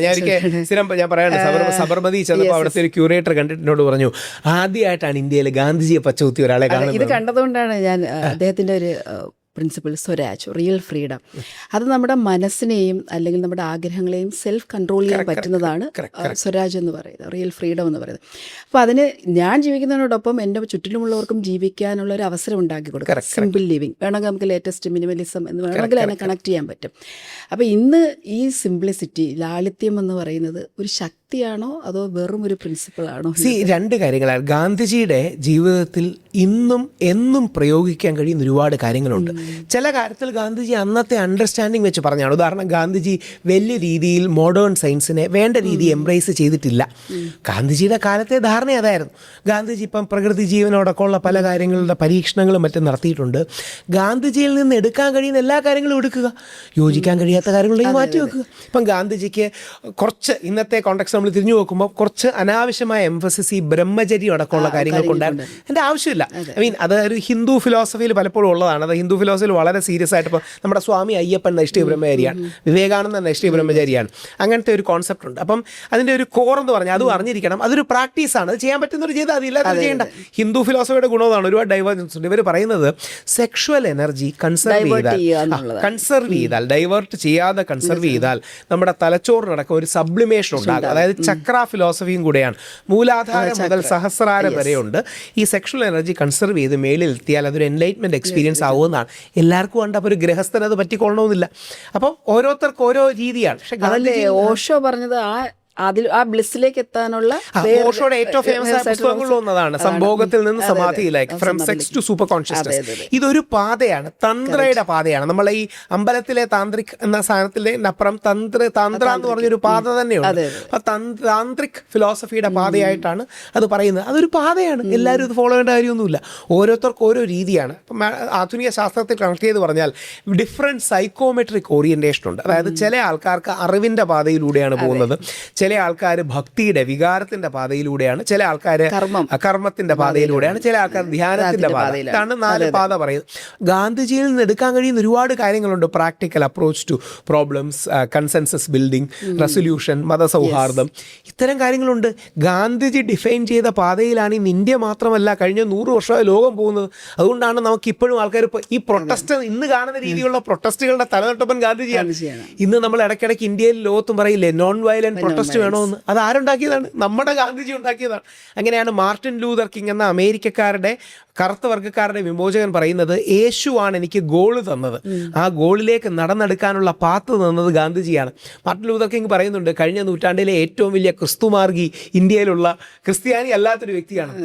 അപ്പം ഈ ഗാന്ധിജിക്ക് എടുക്കാൻ കഴിയുന്ന പ്രാക്ടിക്കൽ സൊല്യൂഷൻ ഉണ്ട്. ഇപ്പം പോട്ടെ, ഇപ്പം ഈ ജൻസി പ്രക്ഷോഭം വിജയിച്ചതിൻ്റെ ഒരു പ്രധാന കാരണം സോനം വാങ്ചുക്കിൻ്റെ നിരാഹാര സത്യാഗ്രഹമാണ്. ആരാണ് നിരാഹാര സത്യാഗ്രഹം കൊണ്ടുവരുന്നത്? അതായത് ഞാൻ പട്ടിണി കിടന്ന് വിഷമിക്കുമ്പം നിൻ്റെ ഉള്ളിൽ ഉള്ള ദൈവീകതയോ നന്മയ്ക്കോ എന്നോട് അലിവ് തോന്നും എന്ന് പറഞ്ഞാണ് ഈ നിരാഹാര സത്യാഗ്രഹം തുടങ്ങുന്നത്. ഈ കാര്യങ്ങളെല്ലാം ഇപ്പം ഞാൻ ജയിലിൽ കിടന്നപ്പോൾ ഞാൻ 4 ദിവസം വെള്ളമില്ലാതെ 5 ദിവസം നിരാഹാരം കിടന്നു. ഇപ്പം നമ്മുടെ മെൻസ് കമ്മീഷൻ്റെ വിഷയത്തിലടക്കം, മുമ്പ് ശബരിമല വിഷയത്തിൽ ഞങ്ങൾ ഒരാഴ്ച നിരാഹാരം കിടന്നു. ഈ നിരാഹാരം കിടക്കുന്ന ഐഡിയ തന്നെ ഗാന്ധിജിയുടെയാണ്. സിവിൽ ഡിസൊബീഡിയൻസ് എന്ന ഐഡിയ ഗാന്ധി. ഇതില്ലെങ്കിലേ പരസ്പരം അടികൂടി തീർത്ത് എവിടെത്തും ലോകം. അപ്പം ഗാന്ധിജിയിൽ നിന്ന് എടുക്കാൻ കഴിയുന്ന ഒരുപാട് കാര്യങ്ങളുണ്ട്. അതുകൊണ്ടാണ് ഗാന്ധിജിയുടെ ഓൾമോസ്റ്റ് സമപ്രായക്കാരായ ആൽബർട്ട് ഐൻസ്റ്റീൻ, ലോകത്തെ ഏറ്റവും വലിയ ശാസ്ത്രജ്ഞൻ എന്ന് പറഞ്ഞാൽ ആൽബർട്ട് ഐൻസ്റ്റീൻ ആണല്ലോ. ആൽബർട്ട് ഐൻസ്റ്റീൻ്റെ സ്റ്റഡി റൂമിൽ, പഠനത്തിൻ്റെ അല്ലെങ്കിൽ അദ്ദേഹത്തിൻ്റെ മുറിയിൽ ഗാന്ധിജിയുടെ ഒരു വലിയ ചിത്രമുണ്ട്. അതിൻ്റെ കാരണം കൊണ്ടാണ് ആൽബർട്ട് ഐൻസ്റ്റീൻ പറയുന്നത്, മജ്ജയും മാംസത്തിലും സൃഷ്ടിക്കപ്പെട്ട ഇത്തരത്തിലുള്ള ഒരാൾ ഈ ഭൂമുഖത്ത് ജീവിച്ചിരുന്നു എന്ന് പറഞ്ഞാൽ വരും തലമുറകൾ വിശ്വസിച്ചെന്ന് വരില്ല. യഥാർത്ഥം നമ്മൾ ഇന്ത്യക്കാരുടെ ഏറ്റവും പ്രധാനം അതാണ്, നമുക്ക് ആ വിശ്വാസമില്ല. യഥാർത്ഥത്തിൽ ഗാന്ധിജി ഫ്ലഷ് ആൻഡ് ബ്ലഡിൽ ജീവിച്ചിരുന്നൊരു വ്യക്തിയാണെന്നും പുള്ളിയുടെ പാത ഉപയോഗിച്ച് ഈ നാട്ടിൽ മാറ്റങ്ങൾ ഉണ്ടാക്കാമെന്നും വേണ്ട രീതിയിൽ സാധാരണക്കാരനൊരു കൺവിക്ഷനല്ല. അങ്ങനെ ആ പാതയിലൂടെ അണ്ണാ ഹസാരെ അടക്കം നയിച്ചാണ് കഴിഞ്ഞ കോൺഗ്രസ് ഗവൺമെൻറ് വീണത്. ആ പാതയിലൂടെ സോനം വാങ്ചുക്കും അഭിജിത് ദീപ്കയും നയിച്ചാണ് ഇപ്പം ധർമ്മേന്ദ്ര പ്രധാൻ വീണത്. അപ്പോൾ അതൊരു വളരെ ഫോഴ്സുള്ള പാതയാണ്. ഗാന്ധിജിയെ കൂടുതൽ പഠിക്കണമെന്നുള്ളതാണ് എൻ്റെ ആഗ്രഹം. ഇപ്പോൾ നമ്മൾ പറഞ്ഞ സോഷ്യൽ മീഡിയയെക്കുറിച്ച് പറഞ്ഞു, ഫേക്ക് ന്യൂസുകൾ, പിന്നെ തരുന്ന ഇൻഫർമേഷൻസ്, സോഷ്യൽ മീഡിയ നരേറ്റീവ്സ്, ഇതിൻ്റെ ഇടയിൽ ഒരു സാധാരണ വ്യക്തിക്ക് റിയൽ ഫാക്റ്റ് എന്താണെന്ന് ഭയങ്കര ദൈവത്തെ ഓർത്ത് ഇത് കേൾക്കുന്നവർക്ക് ലോകത്തിലൊരൊറ്റ യൂണിവേഴ്സിറ്റിയിൽ മാത്രമേ നിങ്ങൾ പഠിച്ചുകൂടാത്തുള്ളൂ. അത് വാട്സപ്പ് യൂണിവേഴ്സിറ്റിയാണ്. ഈ വാട്സപ്പ് യൂണിവേഴ്സിറ്റി വലിയൊരു പ്രശ്നമാണ്. ആൾക്കാർ ഫോൾസ് നറേറ്റീവ്, ഫേക്ക് ഇൻഫർമേഷൻ നിരന്തരമായി കൊടുക്കും. അപ്പോൾ നമുക്ക് എന്ത് ചെയ്യാൻ കഴിയുമെങ്കിൽ 3 അറ്റ്ലീസ്റ്റ് 2 സോഴ്സസിൽ റീചെക്ക് ചെയ്യുക. ഞാൻ സ്ഥിരം ചെയ്യുന്നത് 3 സോഴ്സിലെങ്കിലും റീചെക്ക് ചെയ്യും. സമയം കുറവാണെങ്കിൽ 2 സോഴ്സസ്, ഒരു ലെഫ്റ്റ് വിങ് മീഡിയയിൽ റീചെക്ക് ചെയ്യും, ഒരു റൈറ്റ് വിങ് മീഡിയയിൽ റീചെക്ക് ചെയ്യും. ഇല്ലെങ്കിൽ നമ്മൾ എങ്ങനെ ഇത് വിശ്വസിക്കും? എന്ത് കള്ളത്തരവും ആൾക്കാരായിട്ട് ഫോളോ ചെയ്യുന്നു, ഫോർവേഡ് ചെയ്യുന്നു. ഇതിലാണ് ആൾക്കാർ വീണു. അപ്പോൾ അങ്ങനെ പാടില്ല. അത് ആരും വീണു പോകും. നമുക്ക് എല്ലാവർക്കും അങ്ങനെ തെറ്റ് പറ്റാം. അതുകൊണ്ട് ഏത് ഇൻഫർമേഷൻ കിട്ടിയാലും കൃത്യമായി ക്രോസ് ചെക്ക് ചെയ്യണം. അങ്ങനെ ഞാൻ മുമ്പത്തെ ഒരു ഡിബേറ്റിൽ ഒരാൾ ഖുറാൻ ഇന്ത്യയിൽ ബാൻ ചെയ്തു എന്ന് പറഞ്ഞ് ഒരാൾ ചെയ്യുന്നുണ്ടായി. പുള്ളിക്ക് കിട്ടുന്ന വാട്സപ്പുകളാണ്. ഞാൻ പറഞ്ഞു അങ്ങനെയല്ല സംഭവം. പക്ഷേ ഇത് നമുക്ക് ക്രോസ് ചെക്ക് ചെയ്യണം. അല്ലെങ്കിൽ നേരെ തിരിച്ച് വേറെ ഏതെങ്കിലും ഗാന്ധിജിയെക്കുറിച്ച് എന്നോടൊരാൾ പറഞ്ഞാണ്, ഗാന്ധിജി കൊണ്ട് പാകിസ്ഥാനിൽ നിന്ന് ബംഗ്ലാദേശിലേക്ക് ഒരു റോഡ് പണിയാൻ അനുമതി കൊടുത്തു, അതുകൊണ്ടാണ് ഗോഡ്സെ ഗാന്ധിജിയെ കൊന്നതെന്ന്. ഞാൻ പറഞ്ഞു, ഗാന്ധിജി PWD മിനിസ്റ്റർ വല്ലതും ആണോ? അന്ന് ഇത്രയും ദൂരം റോഡ് 1947 കഥയാണ്. ഇത്രയും ദൂരത്തിൽ റോഡുണ്ടോ? ഒന്നുമില്ല, ആരും എഴുതി വിടുന്നതാണ്. ഇപ്പം നമ്മൾ കുറച്ചുകൂടെ ശ്രദ്ധിക്കണം. കാര്യം ടെക്സ്റ്റ് മെസ്സേജിന്റെ കാലം കഴിഞ്ഞ് AI generated, Gemini generated videos ആണ് വരുന്നത്. വീഡിയോസ്, ഇമേജ് കണ്ടാൽ ശരിയാണെന്ന്. ഇമോഷണലി ഒരു മനുഷ്യനെ കില്ല് ചെയ്യാൻ, ഇതിന്റെ അപ്പുറമൊന്നുമില്ല, തളർത്തി. അതായത് click bait, emotional bait, rage baiting, അതായത് മനഃപൂർവ്വം ദേഷ്യത്തിലൂടെ, വികാരത്തിലൂടെ, എക്സൈറ്റ്മെന്റിലൂടെ നമ്മളെ ഹുക്ക് ചെയ്യാൻ വേണ്ടിയാണ് ഇത് ചെയ്യുന്നത്. അതിനെതിരെ നമുക്കൊരു ഗാർഡ് തീർച്ചയായിട്ടും വേണം. അതുകൊണ്ടാണ് ഫേസ്ബുക്ക് അടക്കം AI ജനറേറ്റർ എന്ന് മേളിൽ എഴുതും. അപ്പം ഇത് നമ്മളൊരു ഓൾട്ടർനേറ്റീവ് റിയാലിറ്റിയിൽ ജീവിക്കരുത്. അതായത് ജെൻസിയുടെ ഭാഷയെ പറഞ്ഞാൽ ഡെലൂലു ഇസ് ദി ഒള്ളി സൊലൂലുവിൽ ജീവിക്കരുത്. ഡെലൂലു തന്നെയാണ്. Delulu is the only solulu. അതായത് ഇതാണ് അവരുടെ ഒരു ഭാഷ. Solulu means solution, delulu means delusion. Delusion is the only solution എന്ന് വിശ്വസിക്കരുത്. ഓൾട്ടർനേറ്റീവ് റിയാലിറ്റിയിൽ ജീവിക്കരുത്. ഓൾട്ടർനേറ്റീവ് റിയാലിറ്റിയിൽ നിങ്ങൾക്ക് എന്ത് കിട്ടിയാലും റിയൽ റിയാലിറ്റിയിൽ കിട്ടുന്നതിൻ്റെ 10,000-ലൊന്നും മൂല്യം അതിനില്ല. കാര്യം there is a real world out there. പല ആൾക്കാരും ഈ ഡെലൂഷനിലാണ്, ഓൾട്ടർനേറ്റ് റിയാലിറ്റിയിലാണ് ജീവിക്കുന്നത്. ബന്ധത്തിൽ, സ്നേഹത്തിൽ, ഇഷ്ടത്തിൽ. ഓൾട്ടർനേറ്റ് റിയാലിറ്റി ചില സമയങ്ങളിൽ കംഫർട്ട് തരും, പക്ഷെ അത് നിങ്ങളുടെ മനസ്സിൽ മാത്രം ഉള്ളതാണ്. അത് റിയൽ കംഫർട്ടോ റിയൽ ഹാപ്പിനെസ്സോ ആകില്ല, ഇമാജിൻഡ് ഹാപ്പിനെസ് മാത്രമാണ്. അത്രയേ ഉള്ളൂ. രാഹുൽ ഈശ്വർ ഇപ്പോൾ ജയിലിൽ കിടന്നു, എസ്പെഷ്യലി നമ്മുടെ രാഹുൽ മാങ്കൂട്ടത്തിൻ്റെ കേസിൽ. ആ സമയത്ത് സോഷ്യൽ മീഡിയ ഒരു സപ്പോർട്ടിംഗ് സോഴ്സ് ആയിരുന്നോ അത് കൂടുതൽ സങ്കീർണമാക്കി? രണ്ടും ഉണ്ട്. സോഷ്യൽ മീഡിയ ഒരു മോണോലിത്തിക്കോ ഏകശിലാത്മകമോ അല്ല, വളരെ വേരീഡാണ്. ആ കോസ് ഉയർത്താൻ, മെൻസ് കമ്മീഷൻ അടക്കമുള്ള കോസ് ഉയർത്താൻ കഴിഞ്ഞു. നമ്മുടെ നാട്ടിൽ പലപ്പോഴും മുഖ്യധാരാ മാധ്യമങ്ങൾ എല്ലാവർക്കും ഒരു വിഷൻ ആവശ്യമാണ്, പക്ഷേ ആദ്യമേ അജണ്ട സെറ്റ് ചെയ്തിട്ട് കാര്യങ്ങൾ ചെയ്യരുത്. ഈ വിഷൻ വേറെ, അജണ്ട വേറെ. ഇത് രണ്ടും തമ്മിൽ കൃത്യമായ വ്യത്യാസമുണ്ട്. വിഷൻ പോസിറ്റീവാണ്, അജണ്ട നെഗറ്റീവാണ്. വിഷൻ ഓപ്പൺ മൈൻഡഡ് ആണ്, അജണ്ട ക്ലോസ് മൈൻഡഡ് ആണ്. വിഷൻ എന്താ പറയണേ, ഒരു മുമ്പോട്ടുള്ള പെർസ്പെക്റ്റീവ് ആണെങ്കിൽ അജണ്ട പ്രജുഡിസ് ആണ്. അപ്പോൾ രാഹുൽ മാങ്കൂട്ടത്തിനെതിരെയുള്ള കള്ളക്കേസുകൾ, 3 കള്ളക്കേസുകളൊന്നും അത് കള്ളക്കേസുകളാണെന്ന് എല്ലാ കേരളത്തിലെ ആൾക്കാർക്ക് മനസ്സിലാകുകയും ചെയ്തു. അവിടെ ഒരു എത്തിക്കൽ ചോദ്യം ചോദിക്കാം. രാഹുൽ മാങ്കൂട്ടത്തിൽ എന്ന വ്യക്തിക്ക് ഈ വ്യത്യസ്ത വ്യക്തികളോട് ബന്ധമുണ്ടായിരുന്നത് ശരിയാണോ? അതൊരു എത്തിക്കൽ ചോദ്യമാണ്, അത് ചോദിക്കുകയും വേണം. പക്ഷേ ആ വ്യക്തിയുടെ കൺസെൻറ്റോടുകൂടി 18 വയസ്സ് കഴിഞ്ഞ 2 പേർ ബന്ധപ്പെടുകയും മറ്റും ചെയ്യുന്നെങ്കിൽ എന്തർത്ഥമാണ്? അപ്പോൾ ആ കൺസെൻറ്റിനെ ബോധപൂർവം മറച്ചു വെച്ച് മുമ്പോട്ട് പോകുന്നതിൽ അർത്ഥമില്ല. രാഹുൽ മാങ്കൂട്ടത്തിൽ പീഡിപ്പിച്ചു എന്ന് പറയുന്ന ഒരു സ്ത്രീ പീഡിപ്പിച്ച ദിവസത്തിന് ശേഷം 7 ദിവസം കഴിഞ്ഞ് 10,000 രൂപ വിഷു കൈനീട്ട് അയച്ചു കൊടുക്കുന്നുണ്ട്. അപ്പോൾ അതെന്ത് തന്നെ റേപ്പാണ്. അപ്പോൾ അവിടെയാണ് യഥാർത്ഥത്തിൽ ഈ സ്ത്രീകൾ ചെയ്യുന്ന ദ്രോഹം എന്താ അറിയാമോ? യഥാർത്ഥത്തിൽ പീഡിപ്പിക്കപ്പെടുന്ന, റേപ്പ് ചെയ്യപ്പെടുന്ന സ്ത്രീകൾക്ക് അത് പറയാനുള്ള സ്പേസും കൂടി ഇല്ലാതാക്കുകയാണ്. അതായത് വീണ്ടും വീണ്ടും ആൾക്കാർ കള്ളത്തരം പറഞ്ഞ് നമ്മൾ പിടിക്കുമ്പോൾ നമുക്ക് സംശയം തോന്നി തുടങ്ങും. അപ്പം നാളെ മറ്റൊരു 13 വയസ്സുകാരിയായ കുട്ടിയെ 2 കൂടെ പഠിക്കുന്നവർ ദ്രോഹിച്ചു എന്നിരിക്കട്ടെ, ശരിക്കും പീഡിപ്പിച്ചു എന്നിരിക്കട്ടെ, വന്നാൽ നമ്മൾ വിശ്വസിക്കൂ? പോലീസുകാർ മറ്റേ 13കാർ ചെയ്തത് കണ്ടില്ലേ? ഈ വിശ്വാസം, ക്രെഡിബിലിറ്റി സ്ത്രീകൾക്ക് കുറയ്ക്കുന്നത് വ്യാജ പരാതികൾ കൊടുക്കുന്ന സ്ത്രീകളാണ്. ഇവർ സ്ത്രീകളുടെ ക്രെഡിബിലിറ്റി കുറയ്ക്കുന്നത്. അതുകൊണ്ടാണ് ഞങ്ങളൊക്കെ പറയുന്നത്, നമുക്ക് പോസിറ്റീവായൊരു നെറേറ്റീവ് വേണം. അതായത് സ്ത്രീകൾക്ക് മുൻഗണനയും പരിഗണനയും കൊടുക്കണം, പക്ഷേ പുരുഷൻ അവഗണനയാകരുത്. അപ്പോൾ എനിക്ക് സോഷ്യൽ മീഡിയയിൽ ഒരു 85 to 90% പോസിറ്റീവാണ്. ഉദാഹരണം, മുഖ്യധാരാ ചാനലുകൾ അന്ന് കുറേ പുരുഷ കമ്മീഷൻ വേണമെന്ന് പോൾ എടുത്തു. 85 to 90% വേണമെന്നാണ് പറയണേ. ഈ പണ്ട് മാഡവും ഞാനും ഒക്കെ വളർന്നു വരുന്ന കാലത്ത് നമ്മൾ സ്ഥിരം പറയുമായിരുന്നു, ഏതെങ്കിലും രീതിയിൽ ഒരു ലൈംഗിക ദുരനുഭവം ഉണ്ടാകാത്ത സ്ത്രീകളെ ഇല്ല, നമുക്കറിയാം. ഒരു ലൈംഗിക ദുരനുഭവം ഉള്ള സ്ത്രീയെ അറിയാത്തൊരു മനുഷ്യനും ഉണ്ടാവില്ല എന്ന് നമ്മൾ പറയും. ഇന്ന് അതേപോലെ ഒരു വ്യാജ പരാതിയോ അനുബന്ധമായ കേസോ ഉള്ള പുരുഷനെ അറിയാത്ത ഒരാളും കാണില്ല എന്ന ദുരവസ്ഥയിലേക്ക് നമ്മുടെ നാട് മാറിയിട്ടുണ്ട്. രണ്ടും വേണം. സ്ത്രീകൾക്ക് കൂടുതൽ പരിഗണന കൊടുക്കണം, പക്ഷേ പുരുഷനെ അവഗണിക്കരുത്. ഗ്രീഷ്മയ്ക്ക് ഇപ്പം കഷായം കൊടുത്ത് പയ്യനെ മരിച്ച്, അല്ലെങ്കിൽ ആ കേസിൽ ഗ്രീഷ്മയ്ക്ക് ക്യാപിറ്റൽ പണിഷ്മെൻ്റ് ആണ് കിട്ടിയിരിക്കുന്നത്. ഒരു മെൻ കമ്മീഷൻ വേണമെന്ന് ആഗ്രഹിക്കുന്ന ഒരു വ്യക്തി എന്നുള്ളതിൽ അതിനെങ്ങനെയാണ് ക്യാപിറ്റൽ പണിഷ്മെന്റ് മാറി കിട്ടും. ലോവർ ജുഡീഷ്യറി സമൂഹത്തിന് ഒരു മെസ്സേജ് കൂടി കൊടുക്കാൻ വേണ്ടിയാണ് ഇത് ചെയ്യുന്നത്. അത് നല്ല കാര്യം, അത് വേറെ. പക്ഷേ ഒരു നിമിഷമെങ്കിലും ഗ്രീഷ്മയ്ക്ക് ക്യാപിറ്റൽ പണിഷ്മെന്റ് കേൾക്കുമ്പോൾ അവളുടെ കണ്ണിൽ ഒരു ഇരുട്ട് കയറുമല്ലോ. അതറിയണം. അതായത് പാവം ആ ഷാരൺ അവസാന നിമിഷം വരെ അവളെ ഡിഫെൻഡ് ചെയ്യുകയാണ്. അവൻ മരിക്കാൻ കിടക്കുമ്പോൾ ഇവിടെ തള്ളി പറയുന്നില്ല.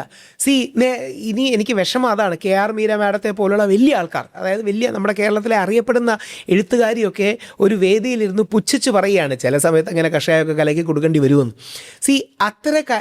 നമ്മളെല്ലാം ഇഷ്ടപ്പെടുന്ന എഴുത്തുകാരിയാണ് അവർ.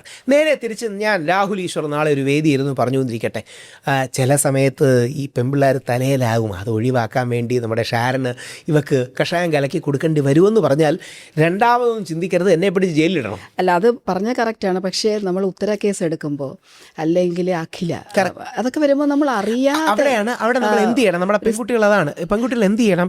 നിർബന്ധമായിട്ടും വീട്ടുകാരോടും ഒരു എക്സ്പേർട്ട് സൈക്കോളജിസ്റ്റിനോടും കൗൺസിലറോടും കമ്മ്യൂണിക്കേറ്റ് ചെയ്യണം. എന്നിട്ട് കേസ് കൊടുക്കണം, പോലീസിലേക്ക് പോകണം. നിങ്ങൾ ഒന്ന് കൊടുക്കുകയാണെങ്കിൽ അപ്പം തീർന്നു. അതായത് പിന്നെ സിസ്റ്റം മുഴുവൻ നിങ്ങളോടൊപ്പമാണ്. ഇപ്പം ഈ ഗ്രീഷ്മ കേസ് തന്നെ നോക്കാം. ഗ്രീഷ്മ നേരെ തിരിച്ച് ഈ പയ്യൻ വിവാഹ വാഗ്ദാനം, അങ്ങനെ കള്ളക്കേസാണ്, എന്നിരുന്നാലും ഉദാഹരണം പറയാം, വിവാഹ വാഗ്ദാനം നൽകി പീഡിപ്പിച്ചു എന്ന് പറഞ്ഞ് കേസ് കൊടുത്താൽ ഷാരനകത്തും ഗ്രീഷ്മ പുറത്തുപോയി, അതിജീവിതയായി. അപ്പം കള്ളക്കേസ് കൊടുക്കുന്നതിന് പകരം ദൈവത്തെ ഓർത്ത് ബന്ധം വേണ്ടാന്നുണ്ടെങ്കിൽ please say a happy healthy no. Toxic റിലേഷൻഷിപ്പുകൾ പോയിസണസ് ആണ്. കഴിയുന്നത്ര, അതാണ് സുപ്രീം കോടതി കൃത്യമായിട്ട് പറഞ്ഞത്, a divorced daughter is better than a dead daughter. അതായത് ഒരു ഡിവോഴ്സ് ചെയ്യപ്പെട്ട വിവാഹമോചനം നേടിയ ഒരു പെൺകുട്ടിയാണ്, മകളാണ് മരിച്ച മകളേക്കാൾ നല്ലത്. ഈ റിലേഷൻഷിപ്പിൽ പ്രശ്നങ്ങളുണ്ടാകും. കഴിയുന്നത്ര ബന്ധങ്ങൾ സ്ട്രോങ് ആയി നിൽക്കണമെന്ന് ആഗ്രഹിക്കുന്നൊരു വ്യക്തിയാണ് ഞാൻ. പക്ഷേ പറ്റില്ല എങ്കിൽ ആലോചിച്ച് തീരുമാനമെടുത്ത് നിങ്ങൾ അതിൽ പോസിറ്റീവ് എൻഡിങ്ങിലേക്ക് വരിക. അത് നമ്മളോട് ചെയ്യുന്നൊരു മിനിമം മര്യാദയാണ്. ബാക്കിയുള്ളവരോട് സെക്രട്ടറിയാണ്, നമ്മളോട് ചെയ്യുന്ന മിനിമം മര്യാദയാണ്. അപ്പോൾ എന്ത് ചെയ്യണം? ഈ പ്രോസസ്സും കൂടെ നിങ്ങൾ ശ്രദ്ധിക്കണം. 2 കാര്യങ്ങൾ. ഒന്ന്, ഏറ്റവും മിനിമം 2 അല്ലെങ്കിൽ 3 സെഷൻസ് ഒരു സൈക്കോളജിസ്റ്റിനോട്, കൗൺസിലറിനോട്, ലൈഫ് കോച്ചിനോട് നിങ്ങൾ സ്പെൻഡ് ചെയ്യുക. ഒരു സെഷൻ 1/2 മണിക്കൂർ മുതൽ 1 മണിക്കൂർ വരെയാണ്. നിങ്ങൾക്ക് കൊടുക്കേണ്ടി വരുന്ന കാശ് ചിലർ 500 മേടിക്കും, ചിലർ 1000 മേടിക്കും, ചിലർ 2000 മേടിക്കും. ഈ റേഞ്ചിലേ ഉള്ളൂ. 1000, 1500 എന്നിരിക്കട്ടെ. അതായത് നിങ്ങളുടെ ജീവിതത്തിലെ ബന്ധത്തിലെ ഏറ്റവും ക്രിട്ടിക്കൽ ഡിസിഷൻ എടുക്കുന്നതിന് മുമ്പ് നിങ്ങളുടെ ലൈഫിലെ 3 മണിക്കൂറും 3000 രൂപയും മാറ്റി വെക്കുക. എന്നിട്ട് ക്ലാരിറ്റി ആദ്യം ഉണ്ടാക്കുക. എന്ത് തീരുമാനം വേണം, എന്നിട്ട് മാത്രം തീരുമാനിക്കുക. അല്ലാതെ ജീവിതകാലം മുഴുവൻ അതിൽ കടിച്ചു തൂങ്ങേണ്ട ആവശ്യമില്ല.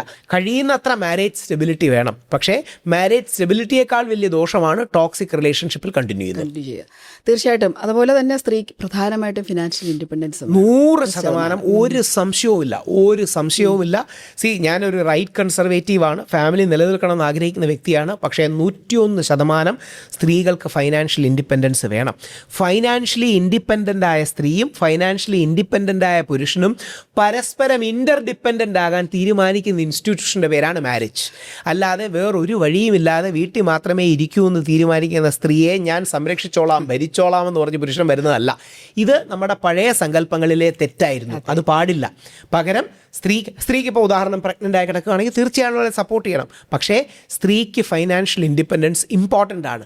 സ്ലേവറിയുടെ പുറത്ത്, അടിമത്തത്തിൻ്റെ പുറത്ത് കുടുംബത്തിൽ കടിച്ചു തൂങ്ങുന്നതല്ല സന്തോഷം. അങ്ങനെ തെറ്റിദ്ധരിക്കരുത്. അതായത് സ്ത്രീക്ക് അങ്ങനെ കുറേ മെയിൽ ഷോവനിസ്റ്റുകൾ പറയുന്നത് കേട്ടിട്ടുണ്ട്, അവർക്ക് ജോലി അടക്കമുള്ള ഒരു സാധനം കൊടുക്കരുത്, അപ്പം നമ്മളെ താങ്ങി നിന്നോളൂ. അതെന്ത് താങ്ങലാണ്? അത് നിങ്ങളോട് ഒരു ജെനുവിൻ ഇഷ്ടവുമില്ല, അവർക്ക് വേറെ വഴിയില്ലാത്തതുകൊണ്ട് താങ്ങുന്നത്. ഒരു ദിവസം പൊട്ടിത്തെറിക്കും. ഇനി 2, ഈ പുരുഷന്മാർ അങ്ങനെ ഒരു എന്താ പറയണേ, അടിച്ചമർത്തലിലൂടെ നിങ്ങൾക്ക് എന്ത് സ്നേഹമാണ് കിട്ടുന്നത്? ഒരു ആർട്ടിഫിഷ്യൽ ബഹുമാനമാണ്. അതിന് യാതൊരു അർത്ഥവുമില്ല. പകരം ജെനുവിനായ ഹ്യൂമൻ റിലേഷൻഷിപ്സും കണക്റ്റും ഉണ്ടാകണം. പെൺകുട്ടിക്ക് വിദ്യാഭ്യാസം വേണം, അതിനുശേഷം ജോലി വേണം. ഇതിന് ശേഷം ഞങ്ങൾ പരസ്പരം ഇന്റർ ഡിപ്പെൻഡൻ്റ് ആകാം. അതായത് ഡിപ്പെൻഡൻസി അല്ല, ഇൻഡിപെൻഡൻസി അല്ല, ഇന്റർ ഡിപ്പെൻഡൻസിയാണ് കല്യാണം. Beautiful concept. അങ്ങനെ തന്നെ വേണം. കാരണം ഒരു സൈക്കോളജിസ്റ്റ് എന്നുള്ള നിലയിൽ വളരെ ആധികാരികമായിട്ടാണ് ഇത് പറഞ്ഞത്. എല്ലാ പേരൻസും ഇത് ശ്രദ്ധിക്കണം. പേരൻസാണ് ഇത് ആദ്യം മനസ്സിലാക്കേണ്ടത്.